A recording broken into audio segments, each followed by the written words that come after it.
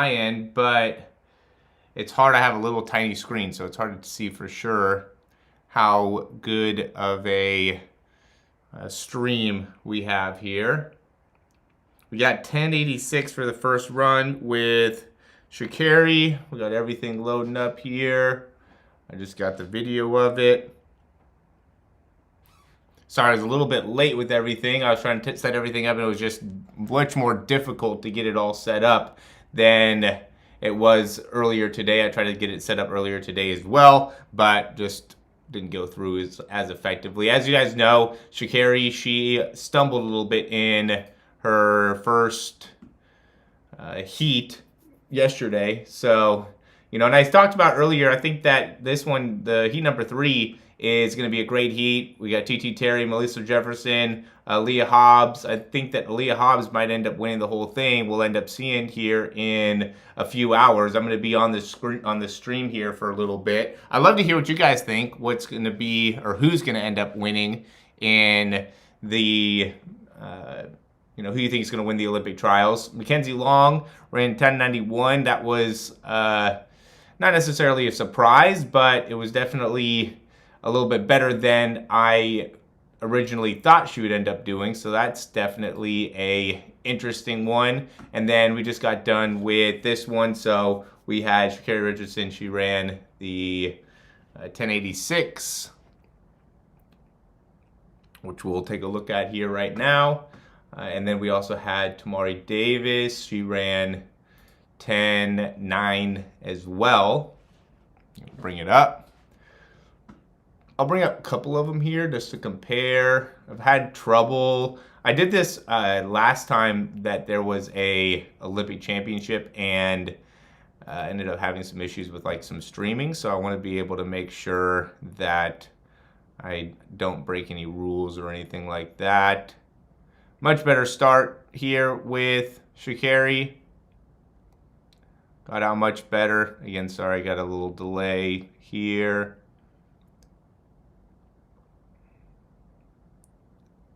Popped up. I got that leg through a lot better. Much more effective. She's wearing the same cleats. Didn't make any changes, it seems like, in terms of any equipment or anything like that. Just more patient through the start, I would say. So we're looking at it. Did a good job of being able to maintain a good forward position as she's going through those first few steps.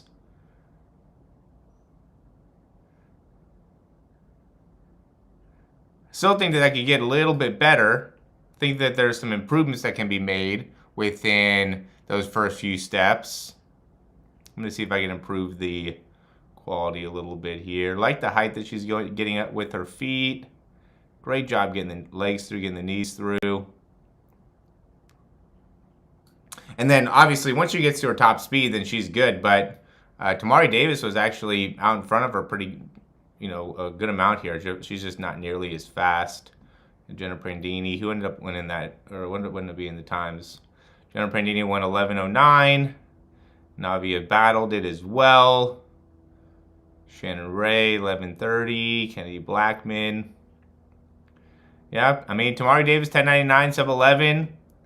It looks like probably everybody that's going to be in the final will probably be under 11 seconds in the 100. There might be 1 or 2 people that didn't run under 11, which is just, to me, crazy how fast these women are at this stage. Oh shoot, I'm missing out on the current runs here. We got the second heat about to get started. Few seconds actually, it's about to go. Give you an update on that here in just a second as it all happens. Mackenzie Long didn't get out to a great start. Coming back though. Ooh, look like lane 3. Who is that?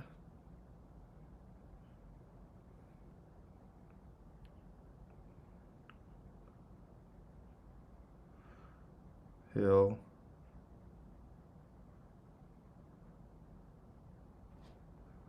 Let's see.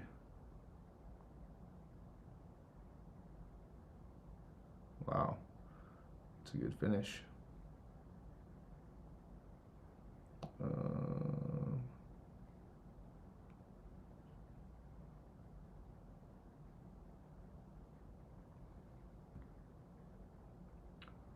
Women's.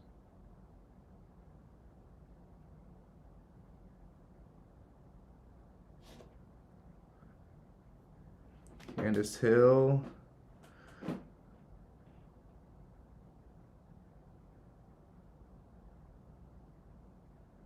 Oh, they ended up giving it to Candace Clark. Or sorry, Tamara Clark. I mixed up Candace Hill and Tamara Clark. Long did not make the finals. Yeah, looks like, well, she ran 11-1. Oh, yeah, she's not going to make it. She's not going to make the finals. But I think that we all kind of knew that with Mackenzie Long. Kind of knew that she wasn't going to be able to make the finals. That was going to end up being a tough uphill battle for her. So, I don't think that it's a huge surprise that she didn't make the finals. But, I think that it's one of those things where I think she's a 200 better, a little bit better at 200. The 200, she's more of a 200-meter runner, I think, especially for this season. In the future, I think she has a chance of being able to run the 100 and the 200, but right now she's just not in the place to be able to get that done. Especially after a college season, like just the fact that she's even competing at this level is really good. I mean, yesterday obviously she ran 10.9. I don't know if she ended up kind of overdoing it a little bit there, but great for her that she ended up getting that done. Ended up running the 10.9. That's really a great accomplishment, again, considering she just finished up her college season.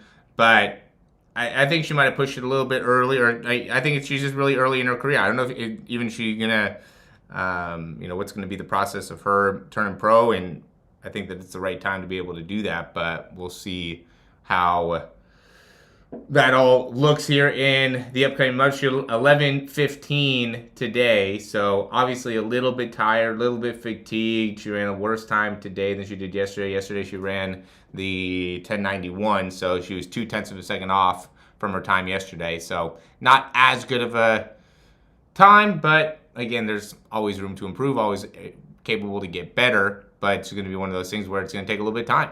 It's going to make it so she has to keep working. Keep working on the skills, and hopefully over the next week she's able to rest a little bit, recover, look at some of the things she did within the 100. Oh, nice. She signed with Adidas yesterday. Yeah, I think she'll make the 200 team. I can't see her not.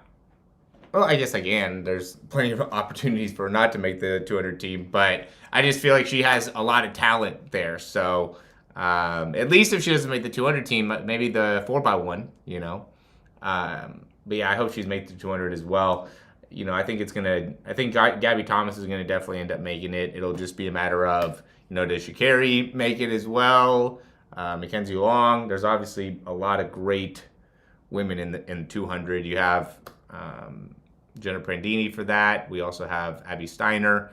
Jenna Prandini probably is a super great contender. She's not as good as she used to be, but Abby Steiner, she's won or still has the record for the 200. So we could see, or we'll see if she ends up being able to get that done here. We'll take a look at the 200 here. I'm going to start recording for the third heat. And then we're going to get right into the men's heats as well, or I guess I should say the semifinal here. So it's going to all be happening pretty quickly.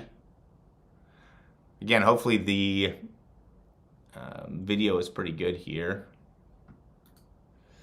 Look, got Mackenzie Long. Melissa Jefferson. This heat number 3 is going to be really, really good. We're going to take a look at this second heat here.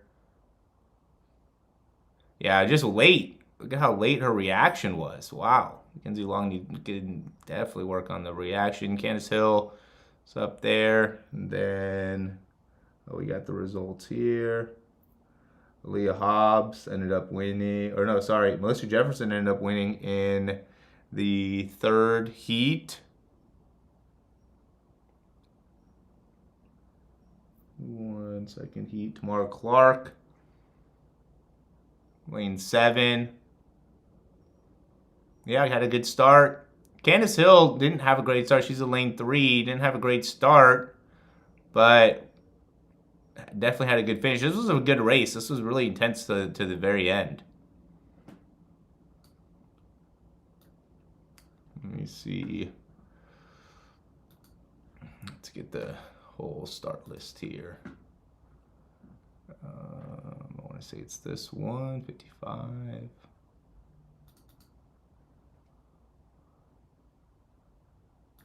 Oh, never mind.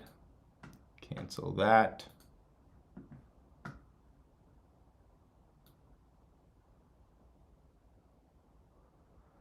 Yeah, the second heat was the least competitive out of all of them. Knesson, Mackenzie Long. Yep, didn't do enough. But had a really not great start. You know, just a bad reaction. That's sad. Unfortunate. Because she came back pretty strong, too. Candace Hill, again, looks pretty good. Well, I mean, she just looks like a really good sprinter. Very long. Candace Hill. Not great with the start. Definitely had a better start with lane 7 with Tamara Clark. Good height. That left knee needs to get up a little bit higher, though.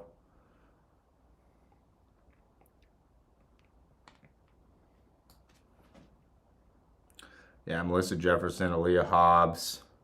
I mean, you know, I'm kind of eating my words a little bit. I thought that Aaliyah Hobbs would be able to win the whole thing. I turned this off, but it's all right. Let's go ahead and get this importing.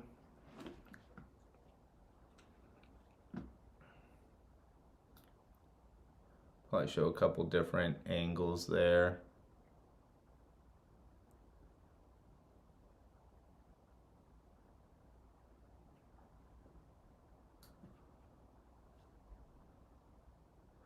Candace Hill. Yeah, I mean, she was really far back behind. If Candace Hill can work on her start, she's going to be in a lot better shape. Tamara Clark is not going to be bad. I mean, her time wasn't great, 11:09, but she had a pretty good start. And, I mean, this was a very competitive race, but I also think that she was out in front and felt pretty comfortable and just kind of guided to the end. I think that Tamara Clark has a good chance of being able to at least be competitive. I mean, it looks like it's going to be really Sha'carri, Melissa Jefferson, and then, I mean, Tamari Davis, Aaliyah Hobbs, TT Terry, some of the girls that we're seeing all the time be very competitive there. Or it looks like it's going to be the main women. I mean, Tamari Davis has been doing really good this whole time. You know, has been pretty competitive with Sha'carri this whole time. And so we'll see how that ends up going. You know, we'll see if that ends up working out.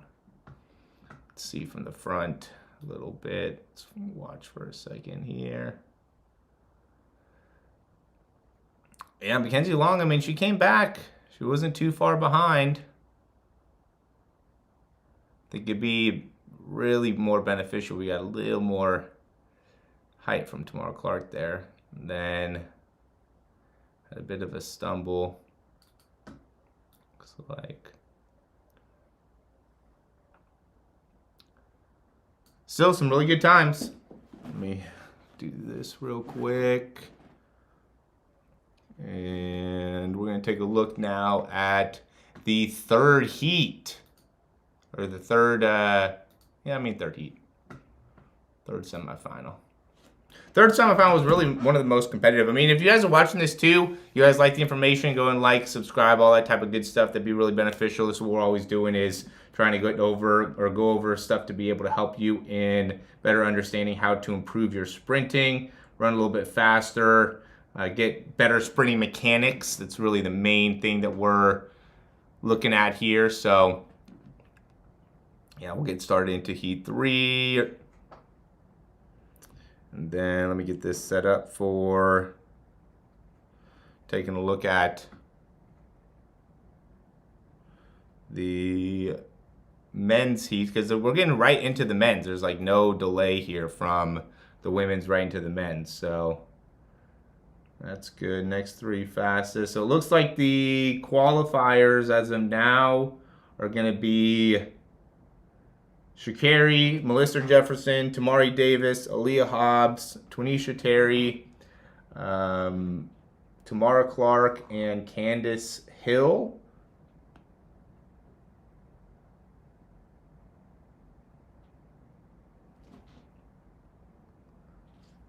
I think they're still going to confirm, actually, TT Terry and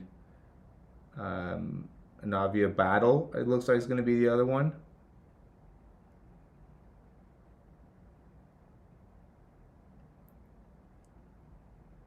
And then maybe Jennifer Needy also. Yeah, that would be all 9.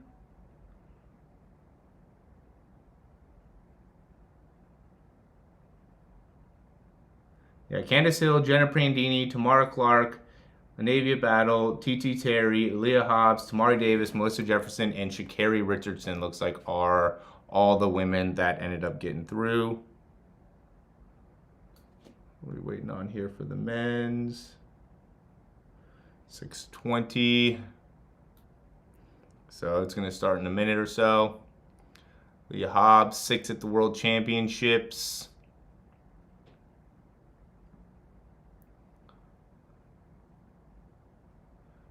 TT Terry. Let's see how this looked. I haven't even watched this at all. It's a pretty good start by Leah Hobbs. Good reaction. Really big dip in her hips, though. I almost feel like she might be a little bit too close with the blocks. We could see with like Melissa Jefferson, TT Terry, much more even position within the hips, and that's usually where we want to be. We don't want to end up having one hip be too much below the other hip, but you know, I mean, at the end of the day, it's all about comfortability. Looks like we got no Lyles here in the first heat, which is exciting. Kenny Bednarik as well, Cravon Gillespie, Kyrie King. Got a good amount of guys in the first heat here. We'll zoom out to make it so the quality is a little better here.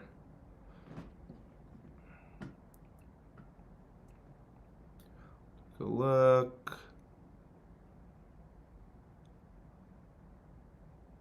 Really high up too with Melissa Jefferson's hips. Good first step though. I mean, Melissa Jefferson just gets really high with that heel. Really good job of getting nice and high with the heel. Transition off, get that foot down really quickly.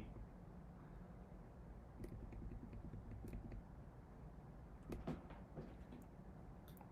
mean, all three of them did a really good job in that acceleration, staying that drive phase. Just Melissa Jefferson does a good job getting more distance per step. Really gets out with those steps on each one. Yeah, I'm going to show the races. Men's heats are today, so I'm going to be showing the men's heats as they're going through. The first heat hasn't started yet. Looks like we're going to start in just a few minutes. As soon as it gets over, so I'm just going through. If you guys are just joining here, I'm a little bit behind what the actual races are, but I'm just recording the races, going over some of the stuff that we're seeing, go over the race themselves. I can't show the full race. I got a copyright last World Championships because I did that. Melissa Jefferson's speed looks great here. Really was able to separate as she got going. Love the backside mechanics. Good job getting all the way up and through.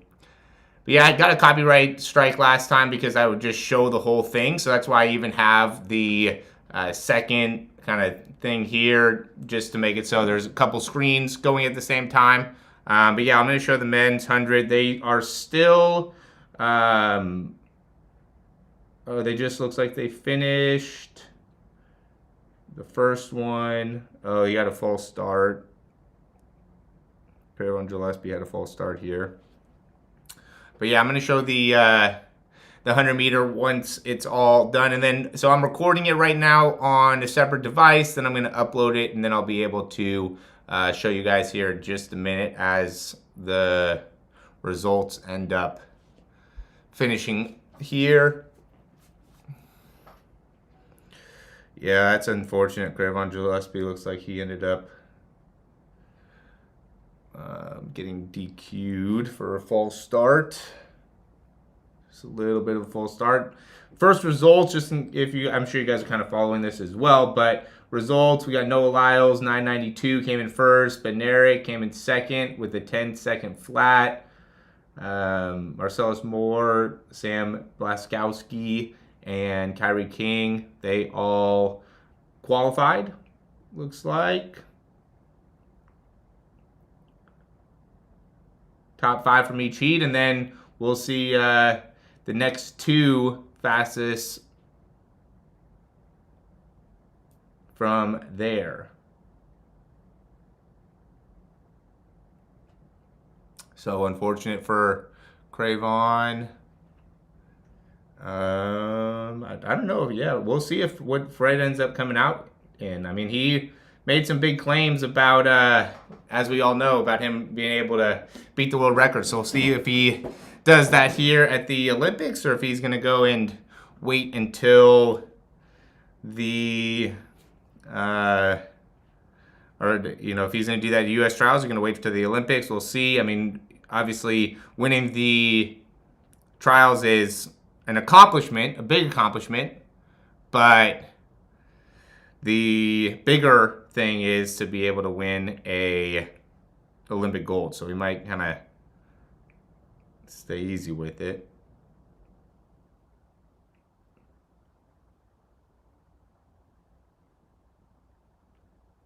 Yeah, nice and easy run too. Noah Lyles looked very, very smooth running that 9.92. Much better with the blocks too. I don't know if you guys watched the Diamond League where there was all types of issues. The last time Fred Kerley ran, there was all those issues with the blocks. So glad that it was so weird that was ended up being an issue. See Noah Lyles. Yeah, nice start. Kyrie King out here with green hair, looking like Dennis Rodman.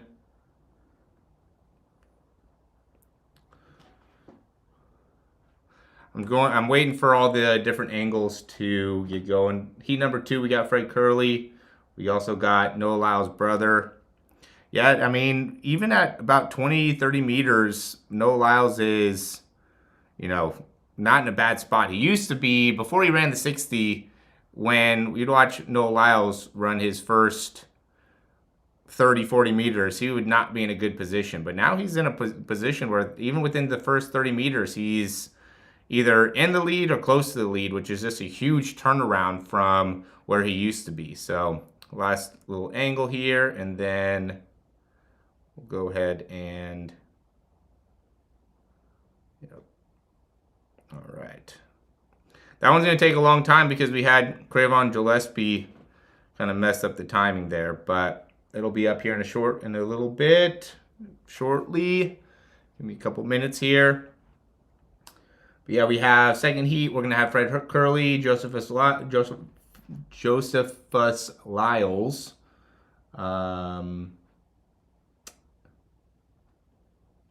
Pajai Austin. I'm just terrible. I just butcher names so badly. It makes me annoyed sometimes. Sorry about that I'm not great at saying names. Max Thomas, that's going to be a good person. He should do well. All right, getting set up. All right, there we go, boom. Then let's send this over. Minute 40, shouldn't take too long.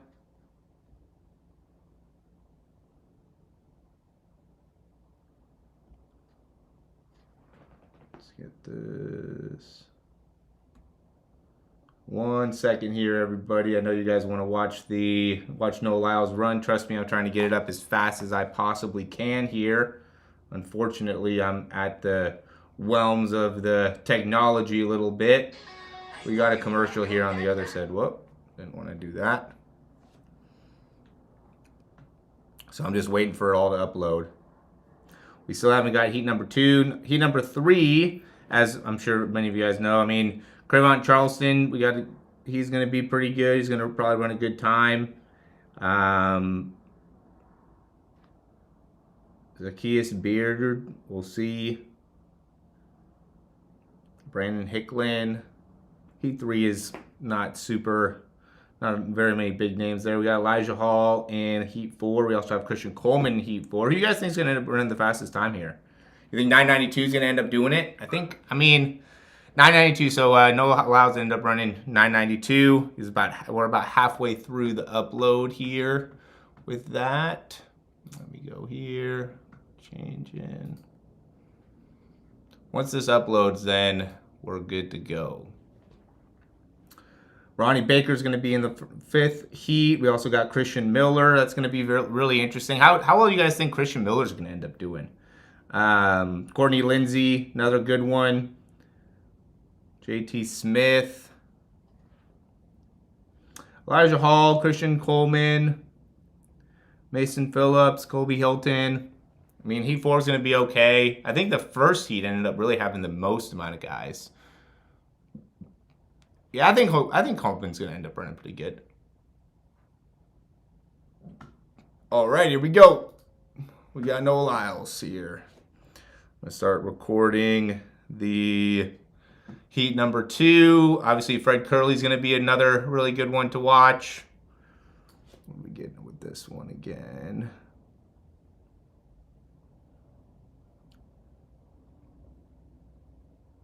So we got Noah Lyles in lane 6. Kenny Bednarik in lane 3, looks like. Or no, maybe Kenny Bednarik in lane 4. Typically, he's the only person that wears a headband. So the fact that we got 2 people wearing a headband, yeah, lane 4. But yeah, look at Noah Lyles. I mean, look at how early on he's getting going. He has a really great low heel recovery. I just love his foot position, leg position, and some of the adjustments that he was able to do there. And just stays so patient and looks so good during that drive phase. Really enjoy watching that. Lane 9. Antonio Laidler. He had a pretty good start here. Good reaction time. Got out pretty well. Ended up not being able to transition through. So you can see with that's lane 8. But Antonio Laidler, he kind of struggled, or lane 8 was Kendall Williams, actually. Well, we're getting the heat. Fred Kerley ran 10:03 in his heat. I'm going to start here in a second. I'm going to start recording it so we can transition right into it. Took a little bit of time from the women's to the men to get going. I mean, big part of that I think was the stumble. Definitely didn't help. But yeah, Noah Lyles, once he gets going, I mean, obviously he's going to be a strong finisher, but what's really impressive is how much better he's gotten at his acceleration at his start. I like him wearing the all-white. I don't know what brand Fred Kerley's wearing. Looks like maybe Oakley. But he is wearing Nike cleats.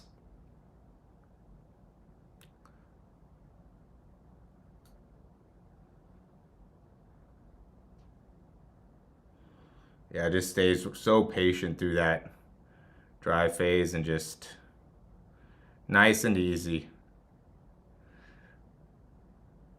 Yeah, it looks to me like he's wearing Oakley. I don't know if you guys are watching this as well. He just ran right off. He ran 10 seconds and just ran off. Nice, easy. 10 seconds.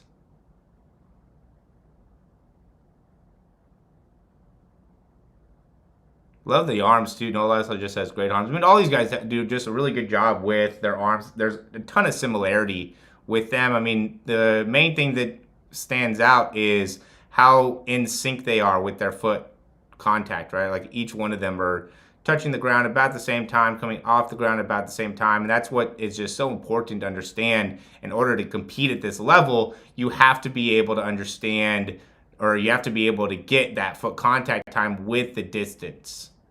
You have to be able to maximize both. You can't be limited with your stride either length, and you also can't be spending too much time on the ground. Nice and quick. And the best way to do that is you got to be able to coordinate the arms. You got to get plenty of range of motion through the arms.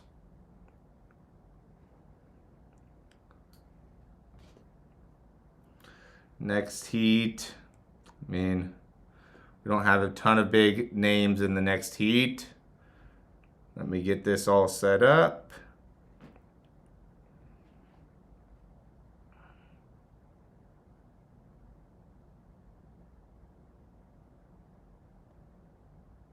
Oh.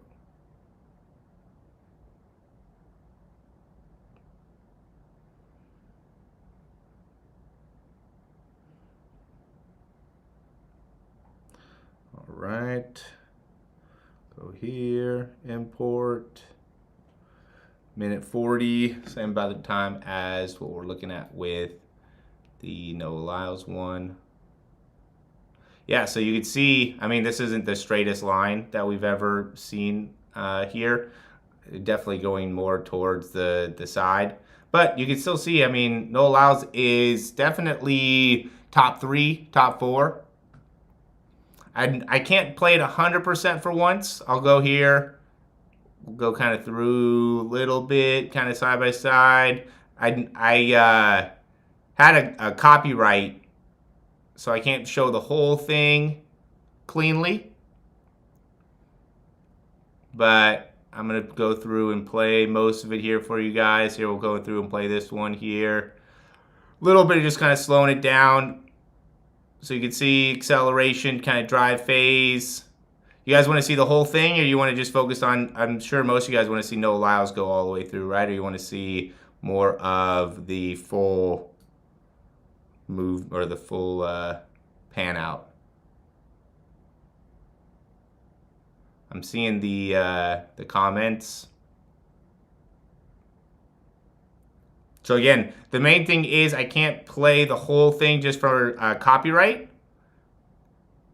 So I got to be able to control the speed. I got to slow it down a little bit or speed it up a little bit. If you guys want to see it a little bit faster, let me know. I'd be happy to play a little bit faster. But this was a live view here. So I'll go a little bit faster with it, a little bit closer to what normal speed would probably be. It's probably about right there. I'm recording it on, just to give you guys an idea here, or to answer you guys' questions. So I'm recording it from a stream, like an NBC stream, and then you can see I just put it onto this is what I use for when I'm doing like my coaching and stuff, where I'll just record people and be able to show you what you need to be able to work on, like mostly the sprinting mechanics type stuff. So I'm playing it through that service. This is going to be heat number 2. This is going to be Fred Kerley here. And that's how we're able to see this, right? So that's everything that I do to be able to show it to you. So it's not a live, I tried to do it through NBC, but NBC is, you're not able to record NBC, so then the quality would have been better if I could record through NBC. Obviously, I can't. This is going to be heat number 2 here. So we got Fred Kerley, we got Jai Austin. Those are the main 2 here. And then the third heat just went through as well.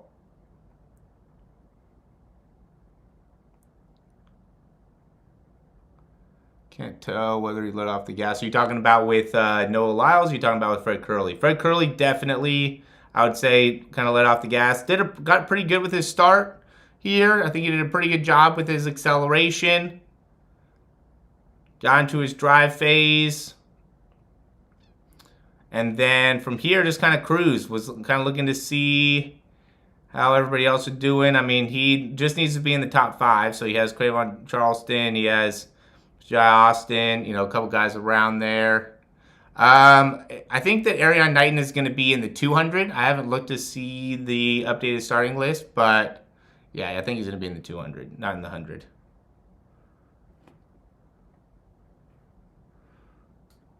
Ten seconds.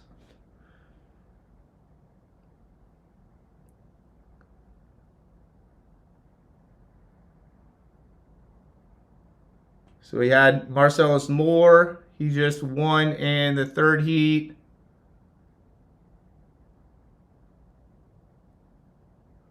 Kendall Williams ran 10.07.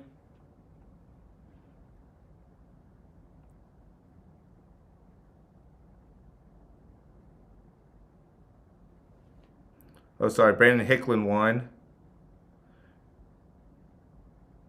Lance Lane came in second. Zacchaeus Bird.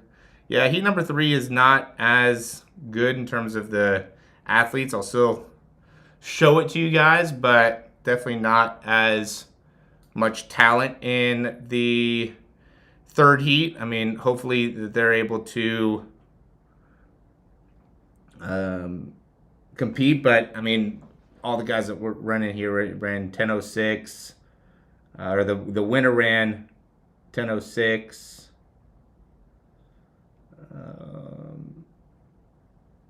Heat 1, sorry. So heat 3. Oh yeah, the winner actually ran 10.08. Lance Lane 10.09. So not a great heat here, or for heat number 3. This is still heat number 2. We got, yeah, Fred Kerley gets into his top speed, and then he kind of lets up there at the end. Ran 10.04. Just ran kind of right off afterwards. It was kind of close there. For how big Fred Kerley is, it's just super impressive how good of a start he has. I know some of you guys you guys want to see the whole thing live and everything like that. We're trying to analyze it a little bit here. We're trying to look at sprint mechanics. That's what I do. I look at the sprint mechanics. I like to look at the sprinting form, just get a better idea of what we could do in order to get faster. One of the things that I always say is like to first understand, and I'm sure most of you guys get this if you're here, you understand that watching and wanting to get faster and sprinting in general is just such a skill. There's so many small details of this that you just have to be able to get better at to be able to really run fast. And you can see Fred Kerley. I mean, he does a great job of lifting. He naturally has a strong push. He's naturally strong in his posterior chain, and I think that ends up being a big driving force into his ability to run fast. And you can see he just stays in that drive phase. I mean, it looks way longer that he stays in his drive phase when you see it live, but when we actually watch it here, it seems like he does a really good job of being able to be just patient through there. I mean, he's already out in front. He gets into his top speed. He might not even have gotten into his top speed as well as he wanted to. I feel like he kind of let up almost maybe a little bit early and then had to push back on. Race. If you're interested in the race, you can watch it elsewhere. There you go. I appreciate that. Cause, thank you. Yeah, that's the big thing is, it's a performance lab here. We're not NBC Sports. If you want to watch the whole thing live, then you have plenty of options to be able to do that. We're trying to get specific into some of the things that they're doing within their sprinting. Let me see here. Looks like Grayvon Charleston here is lane 7. Let me see. Who is in lane 7 in that one? Oh, no. Josephus Lyles was in lane 7. Okay, I like his start as well. Josephus Lyles looks a lot like Noah Lyles. Really good start.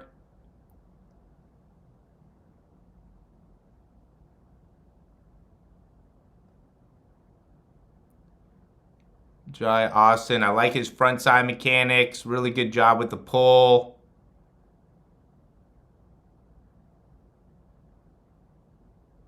And I mean, he stayed with Fred Kerley. We can see the guys in lanes 1 through 3 just are not going to be fast enough. Predictions for who will make the team. I think who's going to make the team is going to be Kerley, Lyles, and Coleman. I mean, we can maybe see... we're getting the 5th race going here.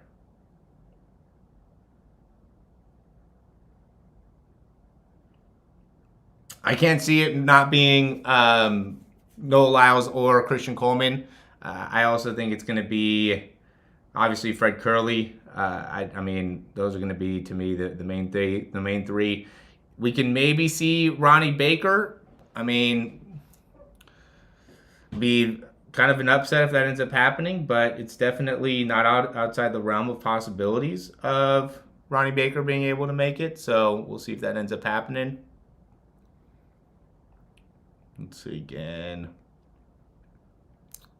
Yeah, and see, that's the big thing is, you know, if you're a sprinter here, and if you are a taller sprinter, what I'd say is most important is, I mean, you got to be able to understand the push-off. There's a relationship between that push-off of your foot as it's leaving the ground with also getting the knee drive, getting the legs up. So you have to be able to maximize both of those. But if you're a taller sprinter, I think you want to put a little bit more focus on the knee drive, the leg lift, being able to get those legs up the best that you can as you're accelerating. Where if you're a little bit shorter, I think it's a little bit better to be able to put a focus on your drive phase, really pushing out and making it so you can cover a little bit more ground. So it's gonna be a lot easier to be able to cover more ground when you are a little bit shorter, where it's gonna be a little bit more challenging to cover ground as effectively when you are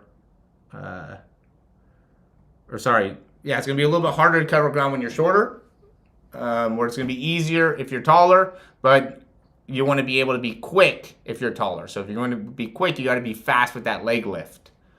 I think Coleman looked really good in his 9.99 to be able to answer your question on that. Go back into this. They didn't go to commercial break, but we do have Coleman's up and running here. It's taken a long time to be able to upload heat number 3, which is okay because we already got heat number 4, which I'm sure more of you guys are interested in heat number 4. Let me get my charger out here.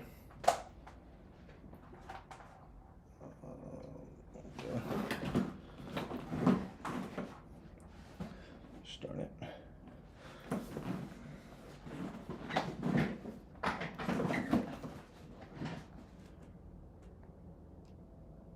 Yeah, Christian Coleman got out really nicely here, so he looked really good.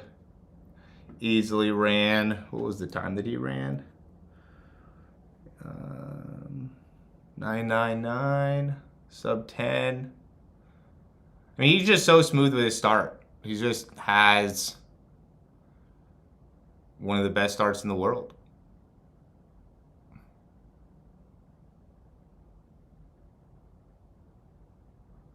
Sorry that there is a little bit of a skip right there. But yeah, he got way out in front of everybody very early on.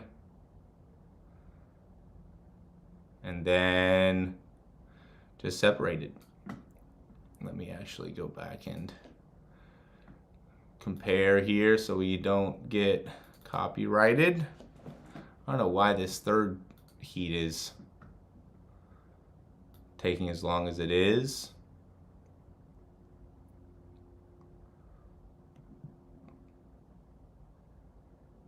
Yeah. Lyles seemed to have kind of eased up 10 meters out. Kerley at 30.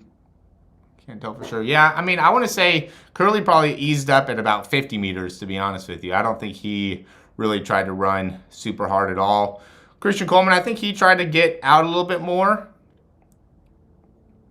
He does a really good job of being able to, I mean, I think he just enjoys acceleration. I mean, look at how good he looks as he's continuing to accelerate. Big thing for him is just going to be how well he can maintain top speed. So from really this point to the finish line is going to be where he needs to be able to really look good. And he doesn't look bad right here. I mean, if he can get a little bit more pull in those arms and really open up that stride all the way. Some of these guys almost feel like they look better as they finish when it's like the heats.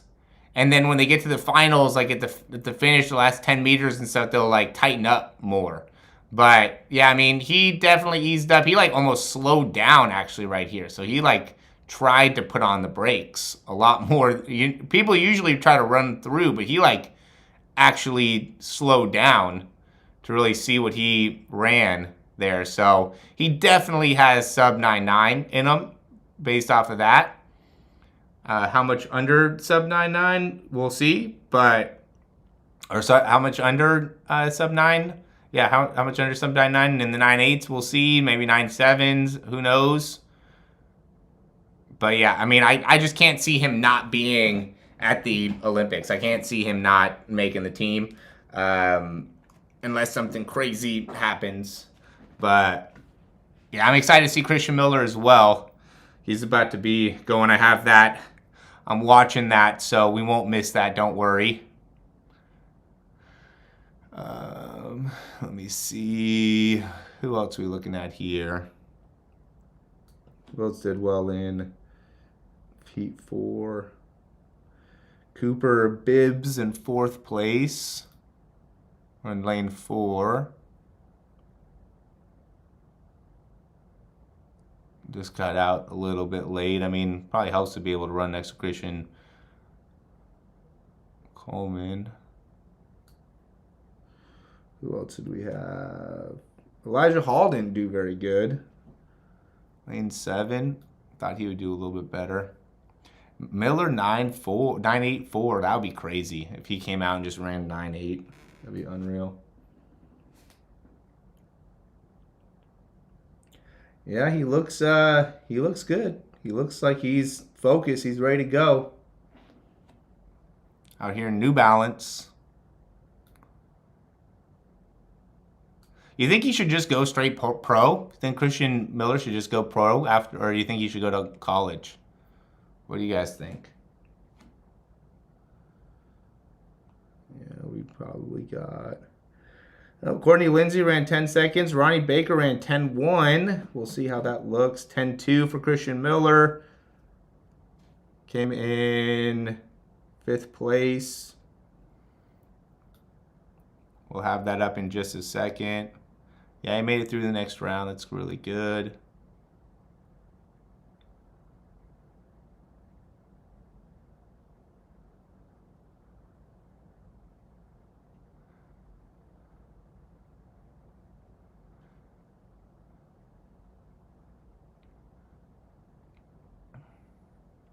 Yeah, I mean, I'd like to see Christian Coleman just have a little bit more length on his front side. I just feel like he gets through his front side a little bit early there. I'm going to stay all the way through to for guys that are watching, I'm going to stay all the way through to until the women's final. So we have a little bit of time here before that all starts. We'll go back over some of the video here as we're waiting. I mean, it's not going to be a huge wait. I think we have another like 45 minutes or so before we are starting with that. Finally, this one ended up uploading. So we're going to have the heat number 3 still hasn't even uploaded all the way, even though this one already is done. But yeah, I mean, I don't love what he's doing with the wrist. I don't love what he's doing with the arms, especially with that left side. I mean, this is a little bit more towards the end. I mean, he's so broad with his shoulders. He can create so much power. He's kind of similar with Sha'carri Richardson in that way, to be able to do that. Let me see what we got saying. So different to professional, yeah. So fried. When his age in a particular event, yeah. I know, I mean, that's what I say. I mean, do you guys think that Christian Miller should go to college, or do you think he should go right to the pros? That's my big question here for the audience. What do you guys think? What would you do if you were in his shoes? College, get a little bit of an education, and then go pro, or go pro right out of high school? I mean, Can't really go wrong either way. I mean, I guess you can if it doesn't end up working out. But in high school, if you're already running sub 10, then going pro could be a good option. I don't know exactly the situation with like Matthew Bowling, because I think he had opportunities to be able to probably go pro a little bit earlier on. Didn't utilize that, maybe the opportunity to get as much money in sponsorships. But then with NIL, you know, it's one of those things where you can make a lot more money. With Christian Miller, I mean, you can make money with NIL, especially if he can hold a big, get a big enough name in the next year or so. I mean, if he does well in the semis, well enough to get to the finals, then it's a whole nother story. I mean, Aaron Knighton, he obviously just went pro, and probably rightfully so. He was just so much younger than 139 beats per minute. That's funny. He was just so much younger and was competing already at the highest level. So that's going to be the big thing with Christian Miller, is like, can he really compete at that really high level? Yeah, again, if you guys like the information, go ahead and like. I've been talking for, I don't know how long this stream has been, probably an hour so far. So, yeah, this was another good race. I mean, you got Courtney, Lindsey took this one. Christian Miller, big name, high schooler. Already ran under 10 seconds. Didn't mean to get an email there. And then Courtney Lindsey ended up taking this. We'll look and see. Good reaction. Almost kind of reminds me of like a Ben Johnson type of reaction with the arms with Courtney Lindsey. Christian Miller actually didn't get a great reaction there. So that's kind of a good sign. I mean, obviously you want to be able to get a better reaction. He's definitely late out the blocks. He got his foot down kind of quickly. Yeah, he kind of stumbled. He kind of pulled a Sha'carri a little bit. He's not as good as Sha'carri, but look at that side-to-side movement. I just love seeing that when we look to see these acceleration, like guys that can accelerate at a high level. Love to be able to see just that side-to-side movement within the head. Just gives you a good idea of what they're doing. And I almost feel like Sha'carri does a good job of getting into her drive phase and then really starts to get a good amount of movement within the head. And I don't think it's something that you necessarily want to do too much of in terms of something that you're actively, trying to swing your head a bunch side to side. I don't think that ends up being very beneficial, but it is something that you want to be aware of in terms of your ability to help you accelerate. I think almost more so ends up being getting that knee straight forward and straight through. But yeah, Christian Miller came back here at the end. I mean, you could tell he didn't want to end up pushing too hard. I think he could have gotten in a lot better place than where he did. I think he did a good job still running his race,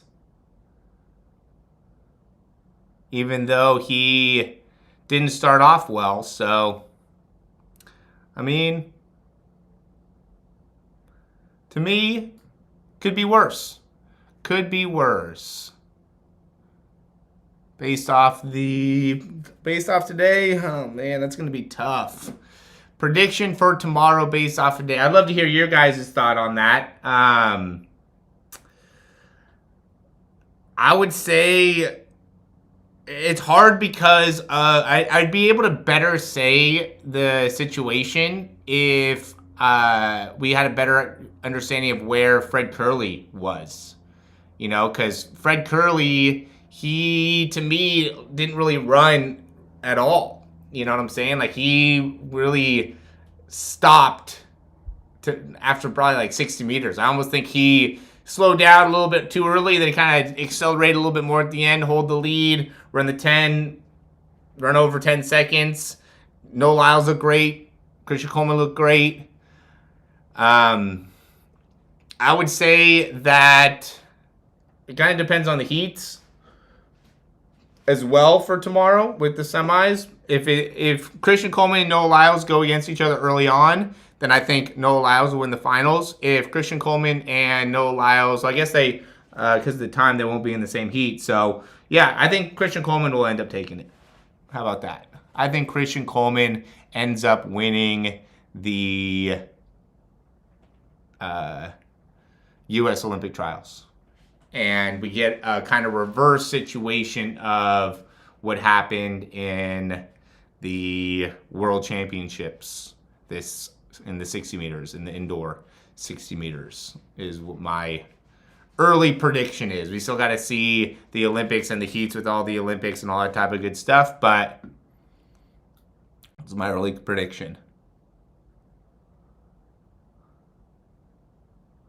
What happened with Ronnie Baker? Where did he end up finishing here?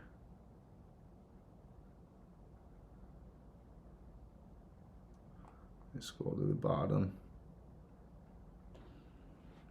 10.1.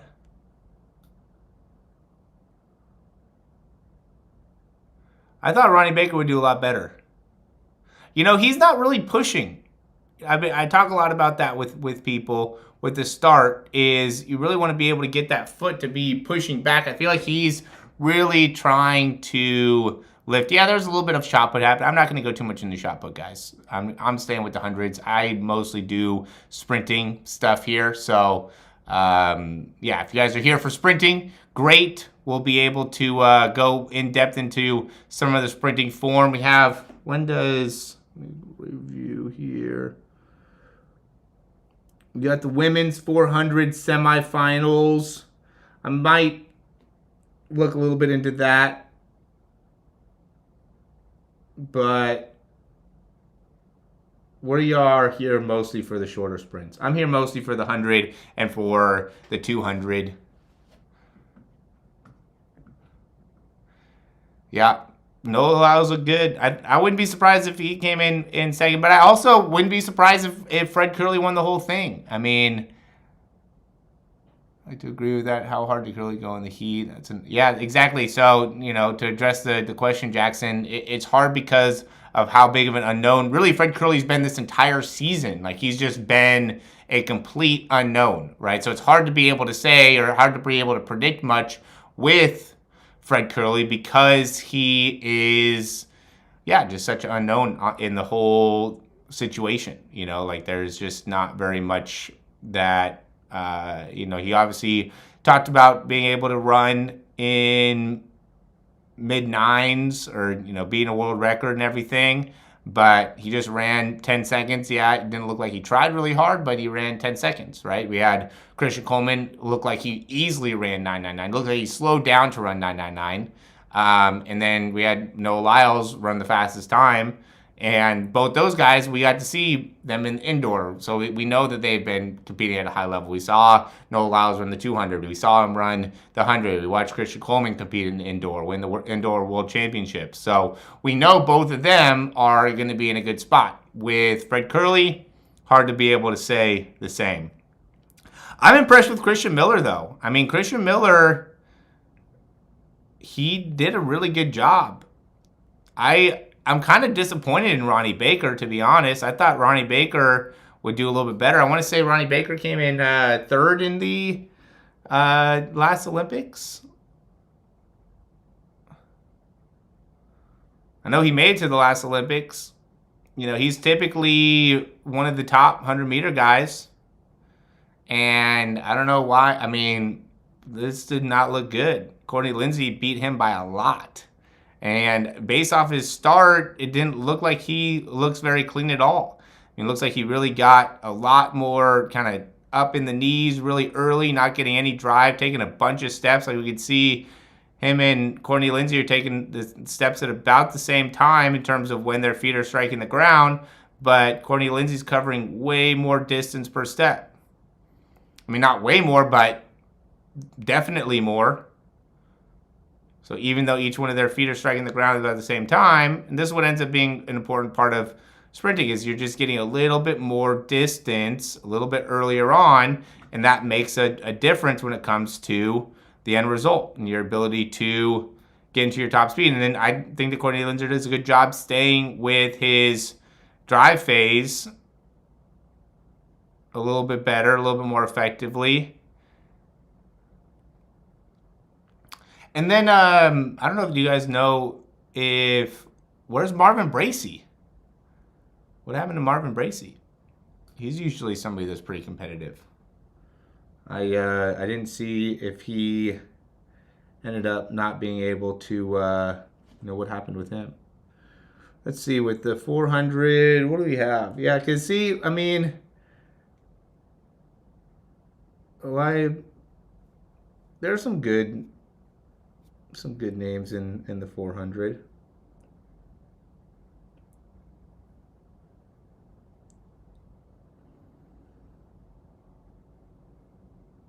If Sydney McLaughlin, if she ran the 400, then I would definitely do it. But Jamisa Ford, I mean, has had a very impressive season. Jamisa Ford, ready the Noah Lyles race, yeah. I know that's going to be an interesting one. Let's see what we have. Sha'carri's in lane 6. Melissa Jefferson, lane 5. Tamara Clark, lane 4. Leah Hobbs, lane 3.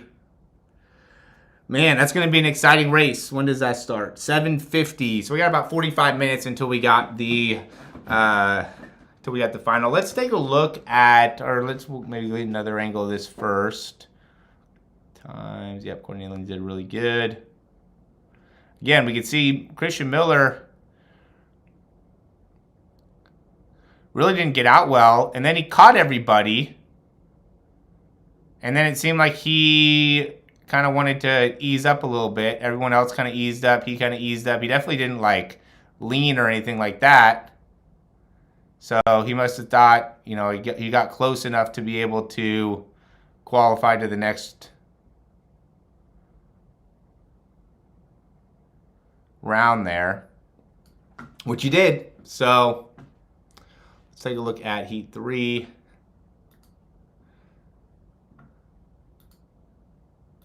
Probably the heat that was kind of the least big names in it. Let's see how it ended up finishing. Brandon Hicklin came in first. Ran 10 seconds.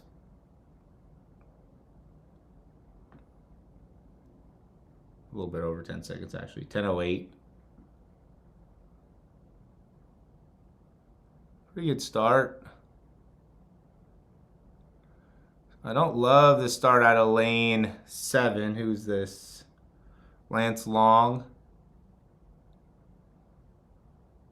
So we just see a lot of extra head movement there.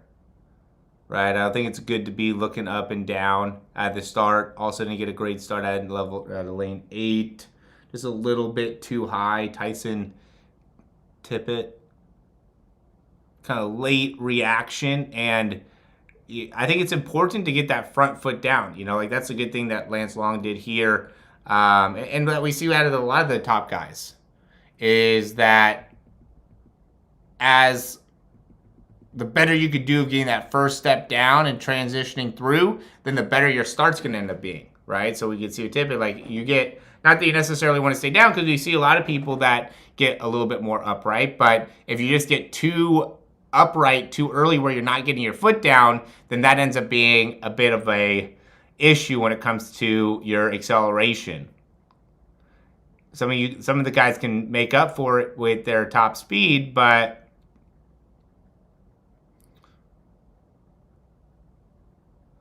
definitely the cleanest start here overall was Brandon Hicklin.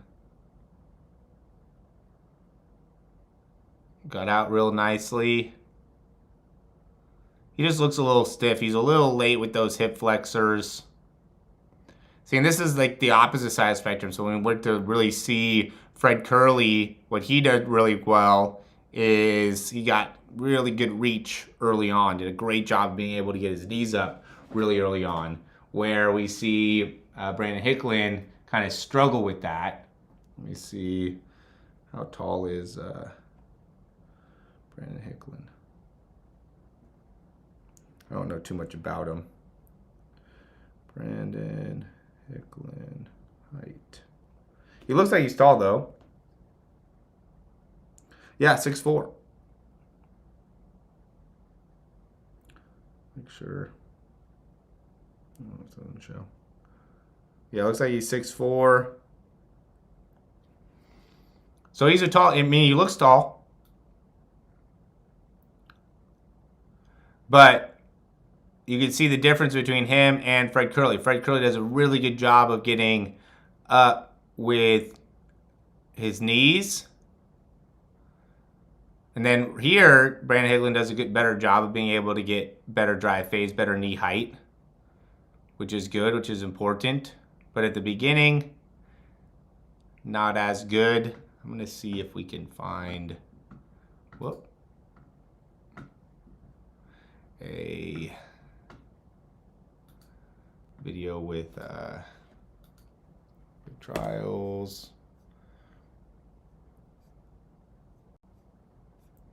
Let's see if NBC posted anything for the semis. Okay, good, they did. Just because I didn't get, I was a little bit late earlier on. If you guys have been on the stream the whole time, first of all, thank you if you've been on the stream the whole time. Appreciate it. Hope you guys have liked the information. I'm assuming you have, if you're still watching at this point. But if you are, I would say shoot us a like. That would be great. If you haven't already liked the video, that's always helpful. You can just transition here a little bit, get back into the live stream. And then let's go ahead and do this and this. So I just want to see how Sha'carri looked out of her start.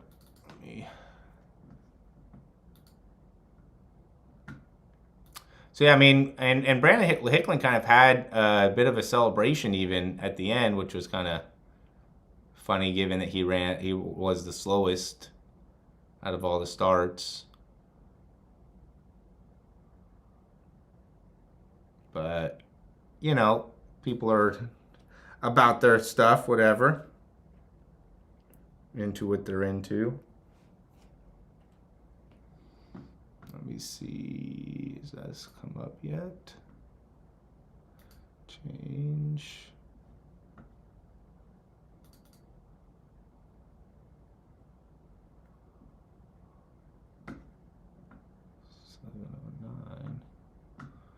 I don't know why this won't open.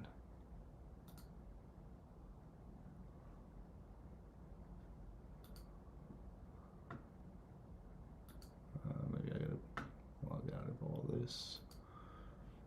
Hold on. Let me see if I can get this. All right, there we go. Rid of that. Go here. Let's compare it. Got a couple. Yeah, we got some Jamaica fans in here. No, we're not against Jamaica. I like Jamaica. You guys think Oblique Seville is going to win it? Who you guys think is going to? Do you think that Sha'carri Jackson too? I mean, we got some interesting stuff coming up here in a couple months, right? Sha'carri Jackson.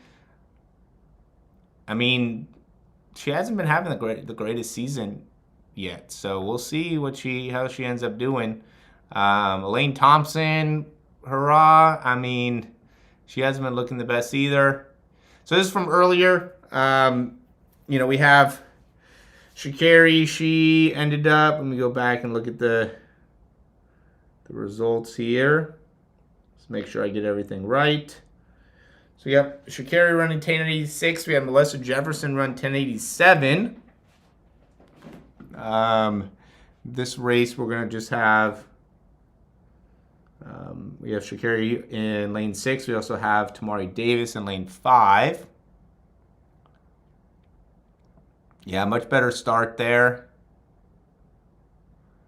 I still think that Sha'carri could get better with their start. I think that she probably had the best start in the World Championships last year, right? I mean, everyone was expecting Sha'carri Jackson to win the World Championships, and yeah, I mean, Sha'carri, she didn't do great in the semis, and was kind of counted out a little bit and ended up running really good. I think again she could still we've seen her have a better start here. Once she gets to her top speed, now she's amongst the fastest in the world.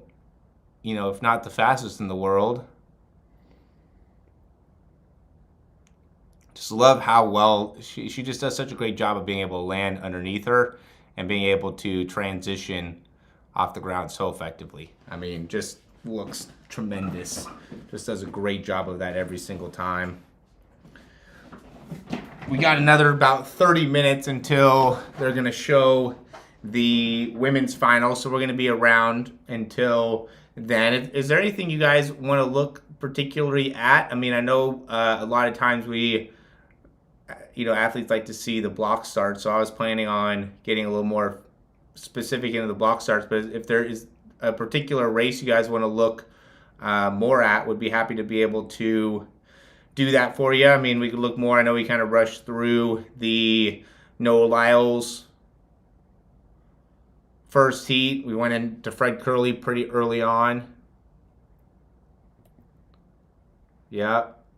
Next weekend we got the Jamaican trials. Should I go live for the Jamaican trials? You guys like when I go live here? The only unfortunate thing is that the Jamaican trials, I mean, there needs to get a little bit better.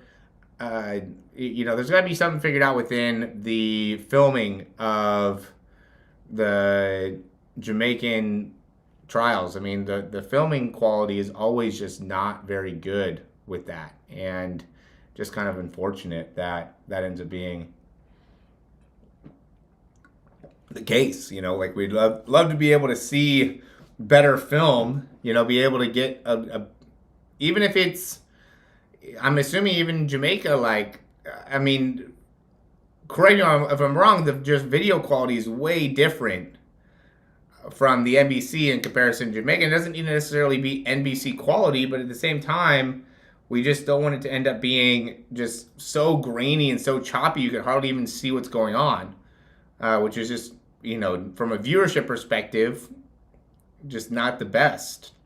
I mean, even this is a recorded video of a screen, and I would say it's probably about the same quality as what are typically the Jamaican trial quality. Let's see.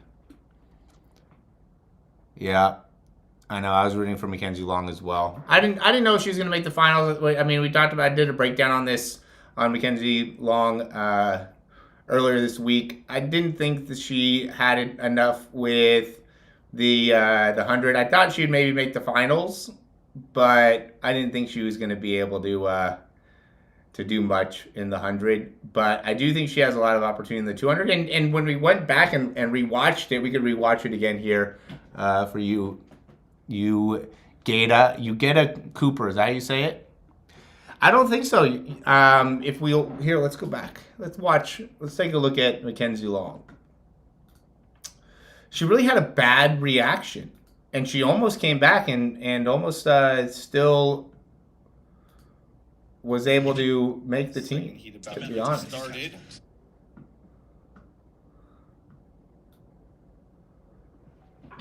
Inexperience, yeah, that could be true. Inexperience, big moment, but I think it's a good opportunity for her. So this is Mackenzie Long here, lane 4.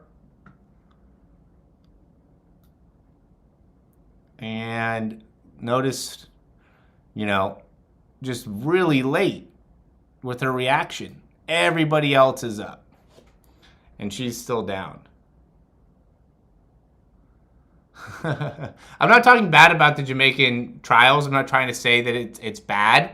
I'm just trying to say that the filming of the trials is not great. Like the Jamaican trials are probably the best, amongst the best. It's definitely, amongst the most elite. Jamaica has amazing track and field. Like the athletes in Jamaica are amongst the best.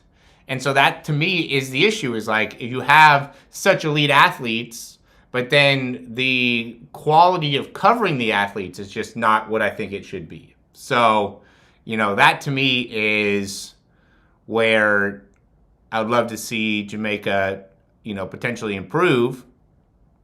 Yeah, I mean, you can just see how bad of a reaction she got. But she has a good start, like she has good acceleration mechanics.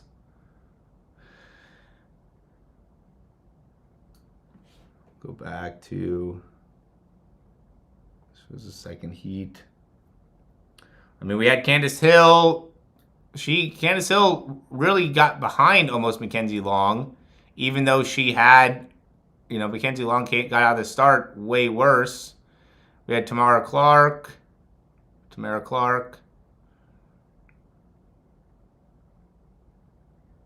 And she still almost got it. Like she's just behind. I mean, this ended up being, I think, the slowest of the heats. Yeah. So that ended up being the big thing. The first heat was the fastest heat. We had Anavia Battle and Jenna Prandini both ended up qualifying from there, where Mackenzie Long, then Twanisha Terry as well in Heat 3. So, Heat 2, the person that came in first would have came in, Tamara Clark, she would have came in either 4th or 5th, I guess maybe potentially 3rd, 4th, or 5th in the first heat, and then she would have came in 4th or worse in the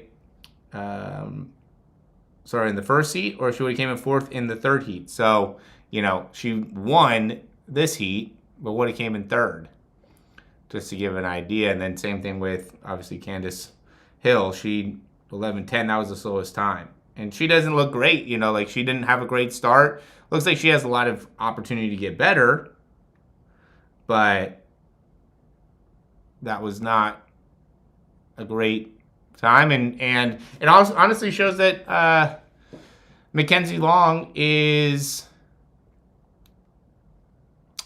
I think, for the whole covering of the Jamaica trials, a 4K camera is not a super hard thing. I mean, you guys see, I don't know actually if you guys watched any of my videos and stuff, but I have a videographer, and he uses like a, fairly regular, I guess, Sony camera. And he even films it at 1080, and I think that the film comes out pretty good. You guys could look at my shorts and stuff like that. You can see that. I mean, for a lot of this stuff, or a lot of the videos that I do that are breakdowns, I use my iPhone with 4K. And yeah, I mean, I feel like the video quality that you get for that is not terrible, but I don't know what it is, if it's a stream, I don't know what the whole situation is, but it would be great to be able to just see what's happening in the Jamaican trials just better, like the filming is always like super far away of the race. They don't get very many angles. I think it would just be a lot better from a viewership perspective. I'm still going to watch it. I'm still going to, follow it. It's not going to be something that I'm just going to, not watch at all, but you don't get as much from it. Like here, you can really see what is Candace Hill doing with her arm swing, and what is Mackenzie Long doing with her foot strike, and you could really break it all down. You don't even need as many angles, but you can just see it's clear. Like that's all I'm saying. I'm not trying to talk bad, and especially not about Jamaica, because Jamaica has, there's most respected probably track and field. There's probably of all the countries that care about track and field, it's Jamaica. So if there's one country that I feel like should be really emphasizing the marketability of it, it would be Jamaica. Like that's what Jamaica's known for, is being the best track and field country in the world, and at least in terms of how much the citizens truly care about track and field in Jamaica. But then the video or the media coverage of it is just not up to the same level. Maybe that's a way to be able to get people to actually go and watch it. I understand if that's the argument. But yeah, I mean, I'd love to hear your guys' thoughts on it. I know some of you guys are not, are acting like I'm talking bad about it. I'm not talking bad about it. I'm just saying, if anything, I'm talking bad about the media. To me, from a business perspective, like, imagine how much more advertisement you could be making, how much more you could be selling commercials. There's so much more that could be put around it if you had quality video. But if you're watching the video and it's like the audio sounds like it's somebody that is, 30 yards away from the microphone, or maybe even just audio of the announcer in the stadium talking. It's like the audio almost sounds like it's like not even a broadcaster that is doing the audio. It's like somebody that is not, is associated with the stadium and the live event, but they're also using that audio for the video stream, So, you could get so much more viewership, so much better following out of make it a whole world type of a thing if the media was better. Because, there's some Jamaicans, you guys are watching the U.S. Olympic trials, that's something that, even though you're Jamaican fans, you're obviously big track and field fans, so you're watching the U.S. Part of the reason you're watching the U.S. is because there's a lot of marketability around it. It has really good quality videos. You get a good understanding of who's going to be, those athletes.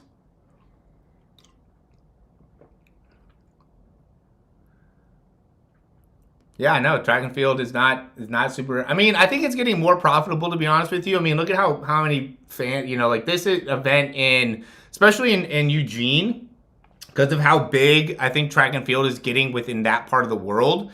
Like, it's not losing money here because there's a lot of sponsorships that the NBC can end up having, and then obviously the ticket sales with NBC. It's definitely it not making near as much money as football or basketball or things like that, but I don't think it is losing money. It's not losing money like the NBA. You know what I'm saying? Like, it definitely makes money, and I think that within the individual athletes, though, that there's a big difference between 100 meter, 200 meter, even 400 meter, and also just like the champions, right? The people that are coming in first, second, third in the Olympic trials, or even top 5 in the Olympic trials, they're making significantly more money in the 100 and the 200, 400. I mean, Sydney McLaughlin, obviously, she's running the 400 hurdles, and she, is going to be making a lot from sponsorships, but, some of you guys have been talking about the shot put. I don't really watch. I couldn't even tell you. I know that America has one of the top shot putters in the world. I've seen a bunch of commercials and things about. I couldn't tell you his name. I know what he looks like. But yeah, shot put is just not something that I'm super interested. I love sprinting. I like that. I do the same type of things for the 40-yard dash, 60, just regular track and field. So, to me, sprinting is a lot more interesting than some of the other events. I played quarterback. I used to throw the javelin a ton, and I would go to javelin practice. I never actually competed in javelin, but we used to throw the javelin. I'd throw with the track and field team, but I'm still not like avid javelin watcher or anything like that. So anyway, this one's some setup. It's not really an expensive setup. I mean, I guess it depends. I don't know what the live events are like in Jamaica typically. Big buy.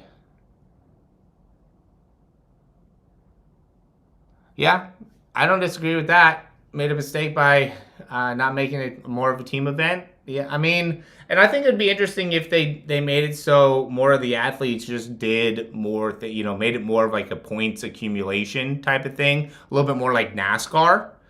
Again, not that I'm a huge NASCAR fan, but I think that would make it a little more entertaining if it was more about the accumulation of points over a period of time, rather than just how well you did in, the Olympic trials. Make it all about one race. I don't think that's necessarily a great model. Let's take a little bit more look at No Lyles. How many minutes out are we here? Winning the trials is an accomplishment. Sorry.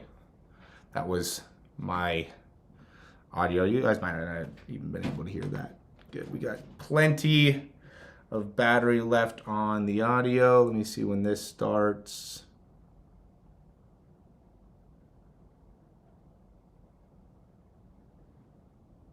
$7:50. So yeah, we still got about 20 more minutes until we got the women's final. Oh, thank you. Just subscribed. I appreciate that. Thank you. Check out some of the other videos. Always posting stuff with that has to do with sprinting. How many people do we still have on here now? Yeah, down to 83. It got up to like in the 200s there for a little bit, but I'm sure we'll get a little bit more as we get closer to the finals. I might even change. I changed the title. Oh yeah.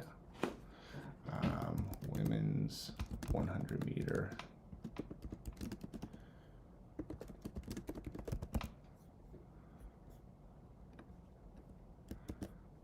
I guess so. It's the women's 100 meter here. Even though we're not going to be able to show that for another 20 minutes or so. I have the stream on, so I've been watching it the whole time. They just finished up with the 400. If you guys want to know what ended up happening with the semis, looks like there's still one more left. Kaylin Brown ran 49.71. Kendall Ellis 49.81. Elia Butler 50.01.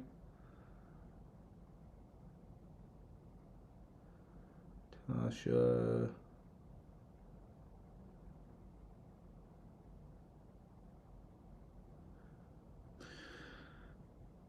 Jamisa Ford, 50.33.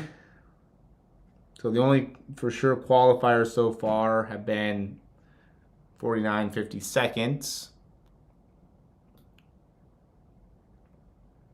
Yeah, see, I just love the push. And you know, Bednarik's not going to be, you know, he's not bad either. We can maybe see Bednarik do something here. He's kind of, you know, for whatever reason, Kenny Bednarik is like underrated. Like, we don't really talk about Kenny Bednarik. I like Kenny Bednarik, especially in the 200. Like, he's done a lot of really good things in the 200. We don't really talk about him at all, though. The sport was team-based, similar to a franchise system. Yeah. And I think it would be cool if there was more of a, because, like, I guess with No Lyles kind of coming out with more apparel and stuff like that, like, it's cool to be able to rock, and I'm from LA, so I like rocking Mookie Betts gear, you know, Dodgers gear, you know, Kobe Bryant. You know, I'm a Panther fan as well, so I have a Christian McCaffrey jersey, I have a Bryce Young jersey. So it's cool to have that. Like, we can't really wear a No Lyles jersey. You know, you can't wear a Usain Bolt jersey. You know, like, you could wear kind of like the track uniforms, but they don't even really make that available. You know, like, at least I haven't seen very many people rocking like the track gear. So that'd be cool if they made it so you could have a little bit more of a following. If there's like more of a number system, so then you could wear the person's apparel. Like, that's a big part of, obviously, sports, especially here, is being able to, when you have the jerseys, now you can, you know, rock the jerseys. Now you're able to, yeah, just show your support by wearing No Lyles jersey, Fred Kerley jersey. I'm surprised with how many people were big on Fred Kerley when Fred Kerley was about to run. I mean, No Lyles obviously has a really big following. I wasn't surprised with watching, you know, a lot of people wanted to know what was going on with the men's and with Noah Lyles, but I was surprised at how many people were big with Fred Kerley. How many Fred Kerley fans, I guess, there are. So kudos to all the Fred Kerley fans out there. Fred Kerley fans that are still watching. Appreciate that. We're up to 50 likes. It'd be nice to be able to get to at least 100 likes on this video. Come on, guys. We only got 50 likes. Got a good knee drive here with No Lyles. Just if you guys are just joining right now, Yeah, exactly. European soccer clubs, like, they're making a bunch of money from jersey sales, stuff like that. Lionel Messi jerseys have been crazy. There we go. Got another like there. Appreciate that. 51. But yeah, I mean, what was really stands out when watching this particular view and these, the start from all four of these guys is just really effective arm swing and a lot of similarity with the arm swing. I think they're doing a really good job of being able to get good. I mean, like we talked about earlier, if you want to be competing at the highest level, you got to have your foot strike. Like look at how every one of them, their toe off is about at the same time. They're so in sync with when they're foot striking the ground, when they're toeing off. Right, Noah Lyles is a little bit quicker getting with that last step down. And so, we're looking at this obviously in the hundreds of seconds and the, breaking down every 10th, every 100th. And so to be able to really see that, it stands out why the best are the best, right? Because now you take that over the course of 100 meters, a little bit faster foot contact time, a little bit better body position, a little longer, a little bit more effective with the drive phase.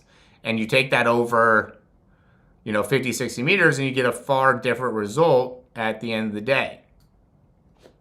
Let's go back to the 100-meter results, men's 100-meter.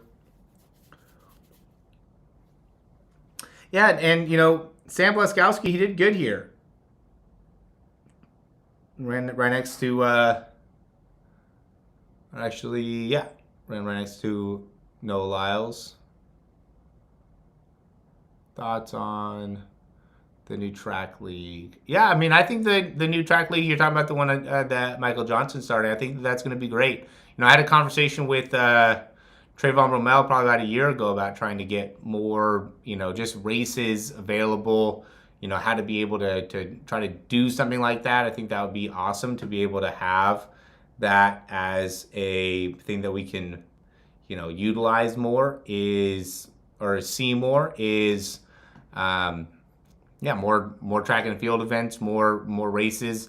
Even if we made it like it was going to be more of a like 1-versus-1 or more similar to almost like UFC. I feel like that would be cool to be able to have even like a media event. Like there's no build up to this. It would be awesome if we had a build up. We had Noah Lyles interviews. Obviously, he did like something with Jimmy Fallon probably about a week ago or so where he was able to talk. But that's way different than having Christian Coleman, Fred Kerley, Noah Lyles, Kenny Bednarik, all of them in a room. Christian Miller, right? Like similar to when I forget what UFC that was where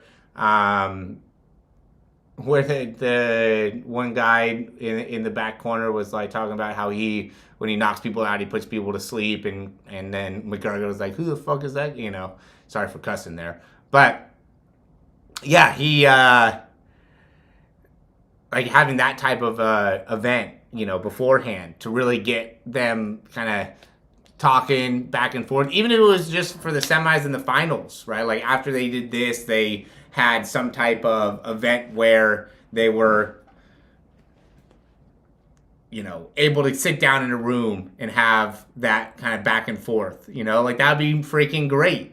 Having all of them just be able to talk and, ask some questions, just create more of a rivalry around it. I mean, I feel like we'd see better times too. Like if we got to see Noah Lyles, Fred Kerley, Christian Coleman, even Arion Knighton and Noah Lyles, like talk shit before like the event. Sha'carri Richardson, TT Terry, Melissa Jefferson. Like Melissa Jefferson seems like she is a super nice, sweet person, and we haven't got to see a ton of her with like the media and haven't gotten to hear her talk a ton. Like every time you hear her talk, she just seems like a very sweet person.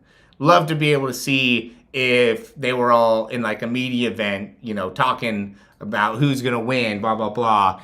And then you start to see a little, because there's got to be some fire in Melissa Jefferson. She's running 10.8, as a woman, and she's got to have fire. She can't just be like, nah, I'm just hanging out, I'm relaxed and blah, blah, blah. Like there's some fire in her. We got to get that out. If they were talking, that would be great. And there'd be people watching. Like I would tune in to watch that press conference. Like that's why Dana White, it's such a it's something that's just like not talked about, I think, enough, is how good of a job he did with building the UFC. Like, super smart to start just putting on press events. Like that was a huge part of the growth of the UFC over the past like 5 years. Is it just way more of the media events where, they're asking questions, blah, blah, blah. Like that would amp this up so much more. And it could have been, like that could have been yesterday. Like it's not like they haven't been in Eugene, so instead of whatever they did yesterday in Eugene, or if some of them can't go, just make it so some of them have to go. Part of their contract. Part of what they're getting paid for this. They come, do a press event, press conference. Let's see how Noah Lyles and Arian Knighton would do in a press conference. Let's see how Sha'carri Richardson and Melissa Jefferson would do in a press conference. I'm sure it would build it up even more. They'd make way more money if they did that. What do you guys think about Kyrie King's hair? The bright green hair. Do you like the feed the cat system? I do like the feed the cat system. So I think that's a great question there, Logan. I do think that there's a lot of great things that he brings up. And I think it could be especially great for athletes that run the 400. Like if you are just doing only speed endurance and not focusing enough on your straight ahead sprinting, then that's going to end up, I think, being a negative for you long term. I think that there's a lot of drills that I've seen, them do that I think ends up being really good drills, really smart drills, things that I think could be, beneficial for sprinters. I love like the switches when it comes to building top speed. I love wall drills when it comes to acceleration.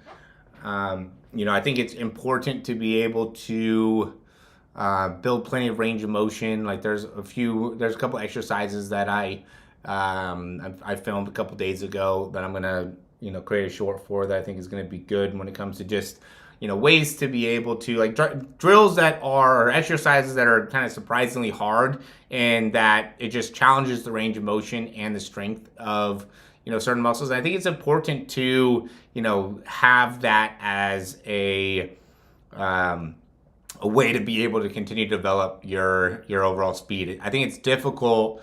The more that I've been looking into personal development for me personally, and this is something I actually listened to this today. I heard a great quote today that was, let me just make sure I don't butcher it. I wrote it down to make it so it's just that better. But it's, you teach best, right? You teach best the lessons you need to learn. You teach best the lessons you need to learn. So what that essentially means is the things that are difficult for us to be able to overcome. And I think this applies to track too. It applies to sprinting too. And like if we could really get into how to teach it, like once you can become a great teacher of something, right? Like, and I don't know if you guys have been watching it, I'm a Grant Cardone, like I've been following Grant Cardone for a while. And one of the things he talks about with one of the beginning books, I want to say, I think there was the 10X rule actually, big thing, being one of his more famous books, if you guys don't follow him. But he's saying that the reason he wrote that book was to help himself get through motivation, right? Help himself overcome it. So by overcoming the thing that you need, right? By being able to really understand how you can get better at, even for some of you guys that are watching, the sprinting, the drills, the exercises, the consistency, the discipline, the weight training, the strength, the plyometrics, the power, the explosiveness, the foot contact, the ankle, the balance, whatever it is. There's so many things that go into sprinting and the skill of sprinting. I want to make a shirt that just like is speed, because there's the whole speed kills, and then I'm going to make it like speed skill though, right? But it also looks like speed kills.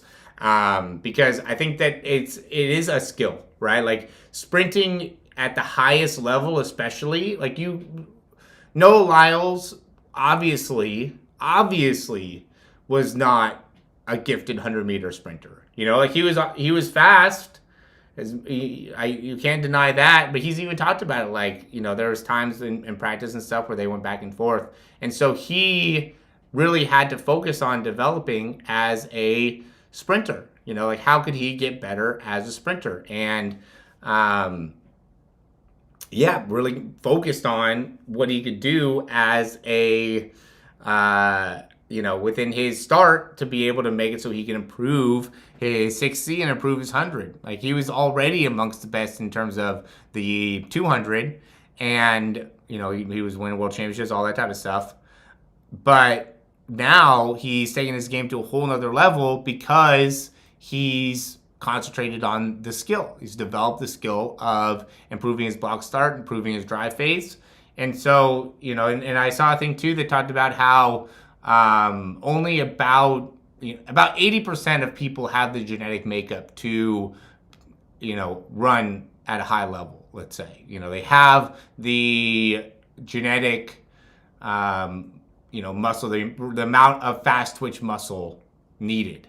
The thing that ends up being, I think, a big problem is, one, just too sedentary. Like there's a lot of people that I see train that are like, I have one really good friend of mine whose daughter is, I think she's 5 or 6, and he has her running track meets, has her playing soccer, has her doing all these different.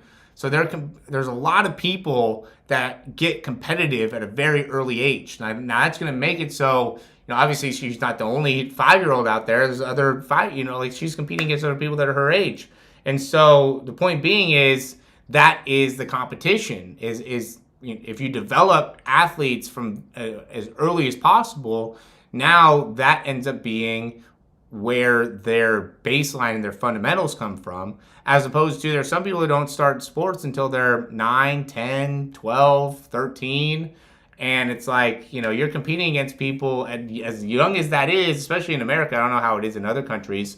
But I know for like soccer, for sure, in other countries, they start at a very early age. Some of them are like born into it. Like they're talking about like Barcelona, like they are basically born into they're worked all the way up from birth for some of them. And the point is that you have the genetic makeup. It's just where do we put that genetic, how much do we utilize it? And every day that we're not going and doing athletic things, pushing ourselves in certain ways to challenge our athleticism and challenge our ability to develop, those are days that are taken away from being able to fully develop our max capacity when it comes to the genetic makeup, to be able to improve our ability to run faster, jump higher, do all that stuff. And then, so there's one part of it that ends up being, what is your environment like? Right? What are the things that you're doing on a daily basis? How are you pushed mentally? How are you pushed physically?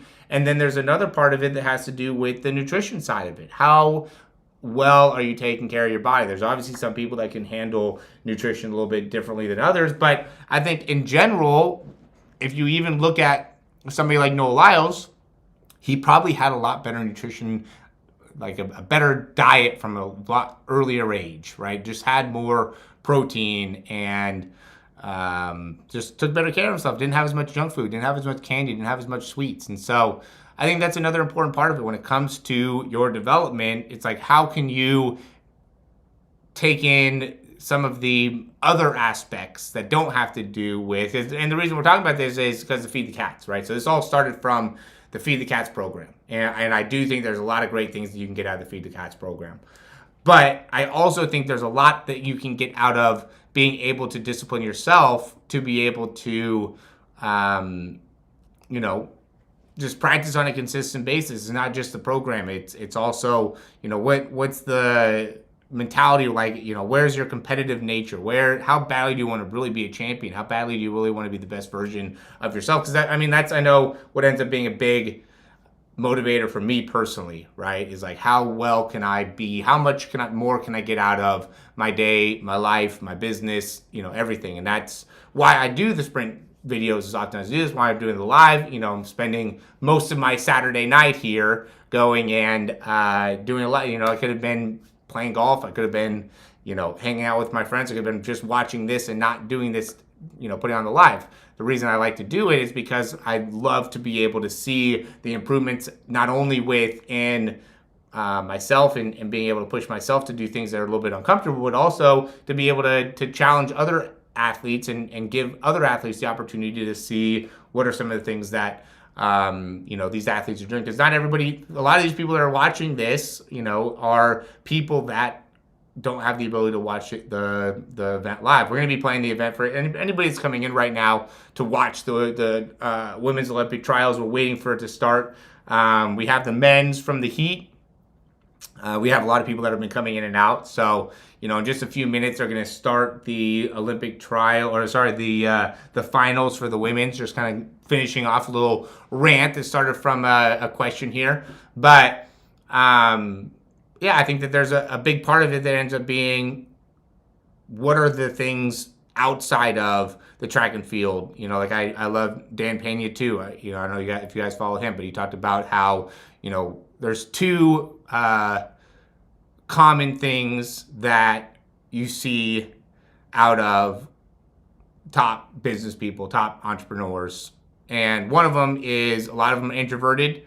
And then, which means that they're just, you know, internalize a lot of the things that are going on within their life. And then a lot of people, you know, a lot of them do, you know, they have like that military background. They have a background where they're used to doing things that are uncomfortable. They're used to doing things that are really challenging themselves. And that's something that I really want to, as I finish off 2024, really get specific into is how can I better do things that really push me outside of my comfort zone? How could I really do things that I'm scared of, right? That's really the exact terminology uses. They do things, you know, a lot of the top performers, the highest performers, do things that they're scared to do every day. And so it's not always about just the workouts. It's also how often you're doing things that are pushing you mentally to a whole nother level and being able to accomplish things at a whole nother level. So, yeah, we're minutes away here from the women's 100-meter final. Tomorrow we'll be watching the men's semifinal as well as the men's final. So if you guys enjoyed the stream today, you guys can come back tomorrow. We'll talk about a few other things as well. Really excited about doing this. I might try to work on maybe getting a little bit better audio source as well. Hopefully you guys can see me pretty good or hear me pretty well. But yeah, we're minutes away. They're about to start the introductions here for the women's 100 m. Their top three qualify for the Paris Olympics. And so we'll see who those end up being. We have a lot of great women here that are competing. If you guys don't know, if you're just watching, if you're just tuning in, we have Jenna Prandini, we have Tonisha Terry, we have Aaliyah Hobbs, we have Tamara Clark, we have Melissa Jefferson, Sha'carri Richardson, Tamari Davis, Candace Hill, and Anavia Battle are all of the women that are competing. It looks like Anavia Battle actually may not compete. They're doing the introductions and they just started off with Candace Hill. So I don't know if oh no, it doesn't look like they have like a specific order that they're coming out with, because now they have Jenna Prandini, so maybe they're going to come out with her a little bit later. But those are all the athletes we have here, so maybe I'll put on a different thing here. We'll put on another part of the women's. Put on that third heat. Third heat was good, you know, like this was definitely the most competitive heat. If you guys watch any of my earlier videos, you guys know I said Aaliyah Hobbs would potentially win the Olympic trials. And then Sha'carri Richardson would win the Olympics. Kind of regretting saying this based off of how the first heat and the semifinals have gone, but I'm going to stick with it still, so we'll see what ends up happening. Yeah, it looks like Navy Battle is competing still. We didn't have a great showing in that second heat. If you guys have been watching, you know, we had Candace Hill and Tamara Clark both ran 11:0. One ran 11:09, one ran 11:10. And then really the most competitive was the first heat. We had Sha'carri in that heat. We had, who else did we have in that? We had Tamari Davis in that heat. We had Jenna Prandini in that heat. And I think the Navy Battle was the last one. And then in the third heat, we had Aaliyah Hobbs, we had Melissa Jefferson, we had TT Terry. And that one was, again, that was a really good one in terms of, you know, 3 really high quality women. You know, like they definitely were out in front of everybody else. So we'll see who ends up pushing the pace here. I'm excited. I'm sure many of you are excited as well. We're, again, minutes away from this starting. We've introduced most of the women here. Looks like we're down to our last, I think, 3. Announcing Tamari Davis right now. I'm a little bit behind with my stream, by the way. Looks like the progress, it's in progress now, actually. So I got Melissa Jefferson. We have Sha'carri Richardson. They all got introduced. And we had Sha'carri Richardson won 10.71. Season best 10.71. Sha'carri Richardson just won this. I'm getting the video here. We had Melissa Jefferson come in second, 10.8. TT Terry came in third, 10.89. Seemed a bit off through the rounds. Yeah, I mean, Sha'carri Richardson did end up taking it.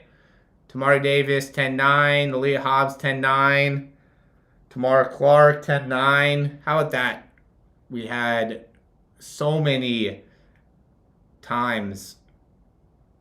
Candace Hill came in 7th with 11 seconds. So we had 6 sub-11s in the finals. Sha'carri Richardson ended up running 10.71, though. I'm going to have it up here in just a second. Be able to get all the different angles. Navy Battle came in, or Jenna Prandini came in 8th, 11.02, and Navy Battle 11.1. I'm watching it here. Again, I'm a little bit behind with my stream, and I'm sure they're playing it a little bit out in front, or like the results are a little bit earlier than what I have on my end.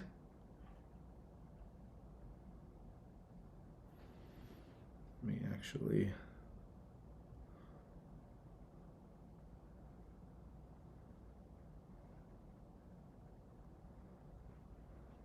do that.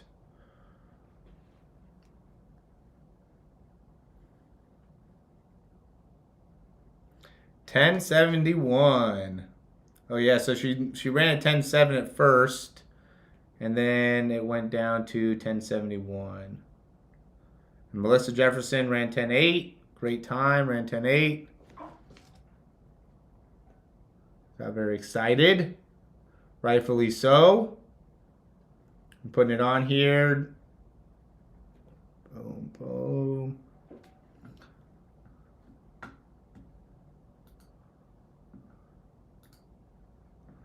All right. It's still the semi. 2 seconds here. It'll be up.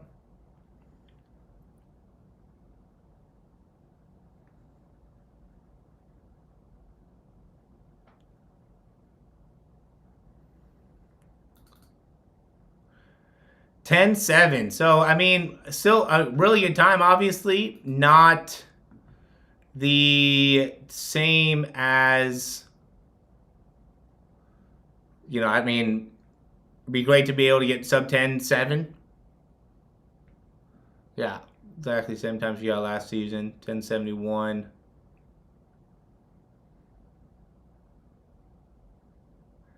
Yeah, so you see Sha'carri here. She's in lane 6. Better start for sure.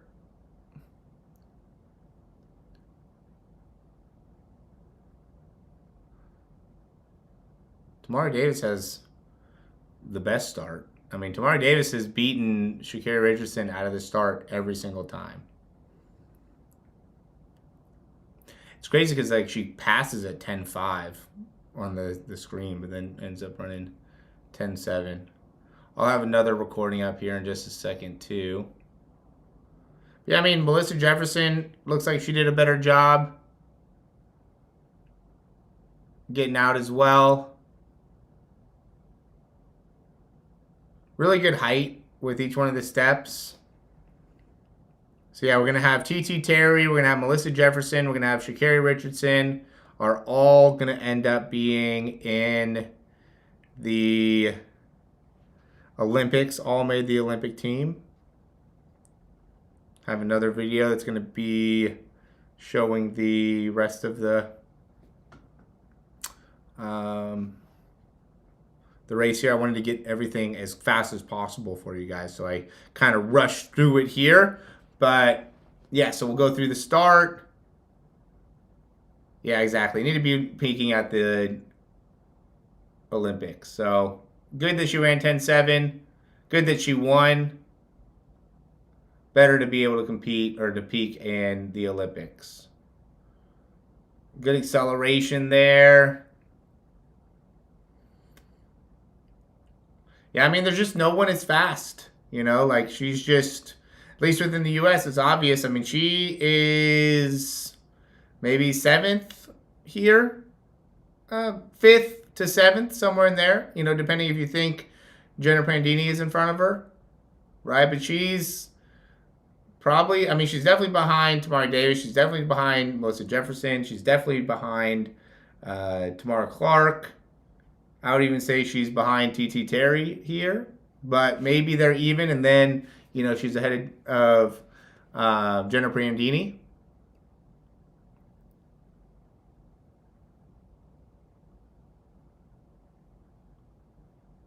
I would disagree, Jackson. I wouldn't say that she's not necessarily at, I wouldn't say she's at 99% of her peak, because, you know, I guess a 1% improvement, you know, if you really break it down, how much time is that? It's probably about maybe a 10th or so. We'll end up seeing. But the point is, maybe from how in shape she is, I'd say she's probably at a good, like her body is pretty set up in terms of at a position to be able to compete at a high level. But I think that she's still looking at this in terms of, from a technical perspective, how can she continue to get better with the start, right? Being able to compete here among some of the best in the world, but I think that she's going to go back and be able to say, okay, technically, how can I get better? Especially when it gets to like the 200 and being able to get faster when it gets to more of her like top end speed, get a little bit more reach, length, things like that. And even her start, you know, like there's a lot of things I think that she can improve on within her acceleration. You know, her first few steps out of the blocks are obviously parts of her sprinting that can get better, and, you know, could even make the argument they need to get better. So we'll see what ends up happening with that in the, you know, month ahead, I guess. Aaliyah Hobbs just not looking great. So that prediction went out the window. Dangerous when you're close to the other.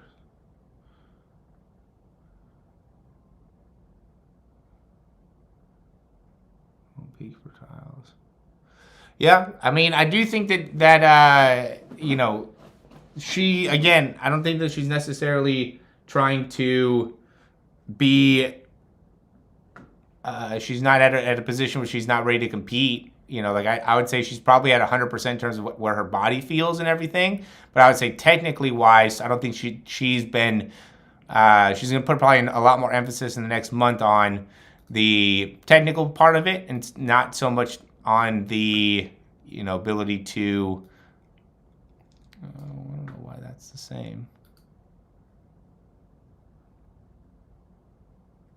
What the hell?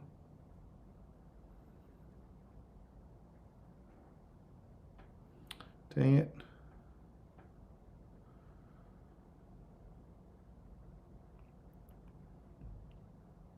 Yeah, I was saying from a technical perspective, I think that she's still going in with the idea that there's still plenty to work on. Sorry about that, guys. We're going to have a little bit of time before we get the other views up. I just messed that up. But I do think that started to seem a bit off though. Yeah, exactly. Even through the rounds, I think that her her top speed. It'll be interesting again to see how she does in the 200, right? Because she has a big week ahead. Running the 100, obviously she wanted to run really good in the 100, but she's got the 200 coming up next week too. So we'll see how that ends up going.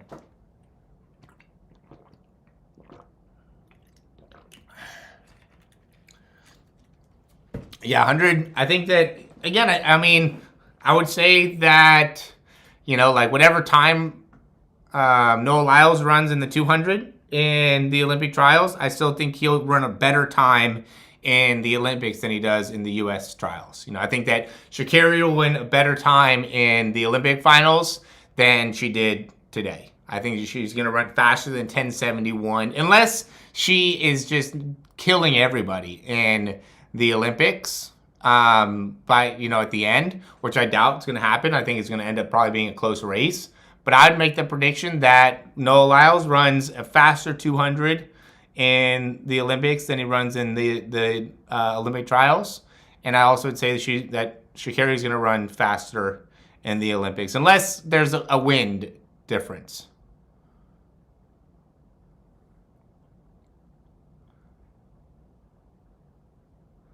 Sha'carri, I mean, breaking the world record, she still has a long way to go for that. I think if she was low 10.6s, then I think that prediction could be a little bit more, I would understand that prediction a little bit more. 10.6, 10.5, I think that's a big improvement to go from 10.71 down to 10.4. So I think that there's still a ways to go before she gets into that level. But here we have a better view of the start. Good reaction, good body position, very quick foot contact time. Excellent job with the foot contact.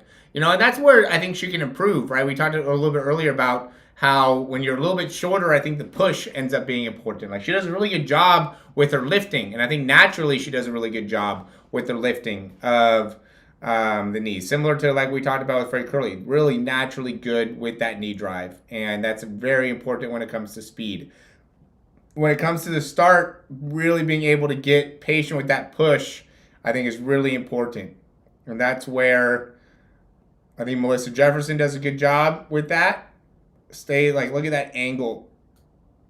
Both her and who is this? Tamari Davis. I think Tamari Davis has run well this whole time. But I really like her start. I mean, Tamari Davis's start this whole time has been great. And again, we're looking at her ability to really push out, right? Like she's not getting at nearly as much height with her knees as Sha'carri is, right? Sha'carri gets a lot. Look at how much height she's getting. Look at how good Sha'carri does with being able to switch those legs through and the quickness she has there. Like look at that height that she has and that angle she has within their knee. Great knee angle right there. Great knee angle. But the height of the leg for Tamari Davis is just not nearly as high, but the push. So she's getting great position within the foot. I know the quality is not great here. I'll do a breakdown on this as well so we could really see it. But the push off that Tamari Davis is getting is excellent, which is why she gets out in front. So Sha'carri's a little bit behind because she's just a lot more focused on that lift. And, it's one of those things where, when is the right time to put a bigger focus on the lift in comparison to the push? It's a great argument. It's a great thing to be able to really consider. I think it's a little bit different for everybody. I don't think there's one right answer for that. But I do think that we want to be able to have a emphasis on the push, more of the push during the start, more of the lift when you get to top end speed. And I think that's where Sha'carri does a great job at the end. Now that lift that she gets with those legs and her knees makes it so when she's landing, she's just so quick with the foot contact time. So look at again, we're going and comparing Tamari Davis with Sha'carri. Sha'carri just spends less time on the ground here, right? So as her foot's striking the ground, she's immediately transitioning right back off to the point where now, you can see the stride rate. Like, look at where they were at a little while ago. Let's go back a few frames here. Trucks record. So here we can see that they're very off with their stride, right? So Sha'carri just touched the ground. Tamari Davis is fully up in the air. Okay, and slowly but surely with the speed of Sha'carri's stride, you can see how now they're starting to catch up. A little bit behind there. Now they're striking about the same time. Tamari Davis is still a little ahead, but I'm sure that when they come off, it'll be the same time. Yep, same time period off the ground. Now, Sha'carri Richardson's ahead with her foot strike, ahead with her toe off, right? Now we're seeing her get further and further ahead as that's continuing to be the case. Gets the foot down sooner, transitions off sooner, right? So just a matter of having that quick foot contact time. Leg cycle, the time the field is spent off the ground, what I've seen at least, is that a lot of times it's pretty similar. You don't see a big difference in the time the foot is spent off the ground. So when right here, for instance, with again, they both come off the ground here with the right leg. Okay, the time until that right leg comes back and strikes the ground, usually pretty similar, right? But it's the time that it takes to get back off the ground that really separates the elite, right? And we could really see that there, comparing Tamari Davis and Sha'carri, how quickly she's able to transition off the ground. And that's great with the just sprinting mechanics in general. You could say the whole thing with drugs. You could talk about whatever you want. At the end of the day, she was able to accomplish this, and obviously she had a clean record going in. I don't know what the situation is now, but she had a clean record going into it and ran a great race. And so, and by the way, she got the whole thing with the drug was marijuana. Most people would say that that's not a performance enhancing drug. And that was years ago too. So anyway, run 7. She already did. James Mara, you're late. She ran 10.71 actually. So you're a little bit off. Utterly surreal how I started watching your channel back when I ran track, and now you're doing live streams. Yes, sir. I guess it could be a girl there, but utterly surreal. Started watching your channel. Yeah. Yep. Doing some live streams, baby. Trying to help athletes get faster. Lane was closest to break the 100-meter record, but injuries and age took its toll. Not enough to show Richardson is near there yet. Yeah, I mean, I wouldn't be surprised if Sha'carri was able to get in the 10.5s during the Olympics. I think that that's definitely possible. Maybe compete with Elaine for that 10. Maybe be able to run close to 10.54. I think it's possible.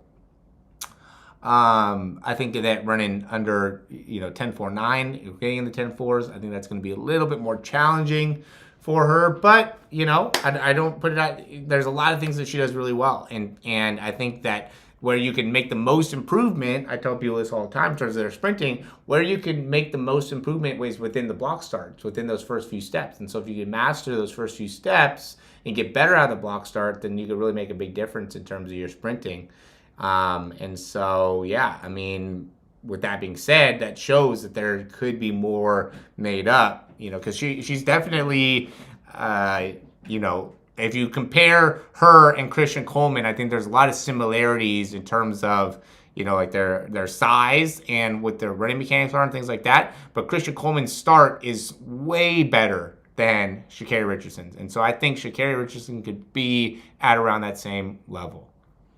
Sub 11, easy. Live stream was a thing in early 2010. Yeah, probably. I love that. I'm glad you liked it. Appreciate that. SS Jackson, thank you for the great words. I really appreciate that. I was talking about that earlier. Like that's why I do this, man. I do it for helping you guys. I actually have a video. I tried to make a video earlier that's really good. Like if you are watching this right now, if there's a reason to subscribe to the channel, it's because I'm going to be posting this video about the hip position when you're sprinting and the importance of the rotation that you have in the hips as you are going through your really the entire sprint, and how that impacts the foot strike, how that impacts your ability to run fast in general. I'd highly recommend you guys checking it out. I had some issues with being able to put a thumbnail on it, and so hopefully that issue is not still an issue, but we'll see. If it's not, then you'll be posting that in the morning. So yeah, super excited to be able to post that. Thanks you guys for watching. We'll do another stream tomorrow as well. If you guys are around, would love to be able to host you guys for another stream. And yeah, we'll talk to you soon. 10-7, no joke, not messing around. That's right. Thanks, guys. I'm ending the stream.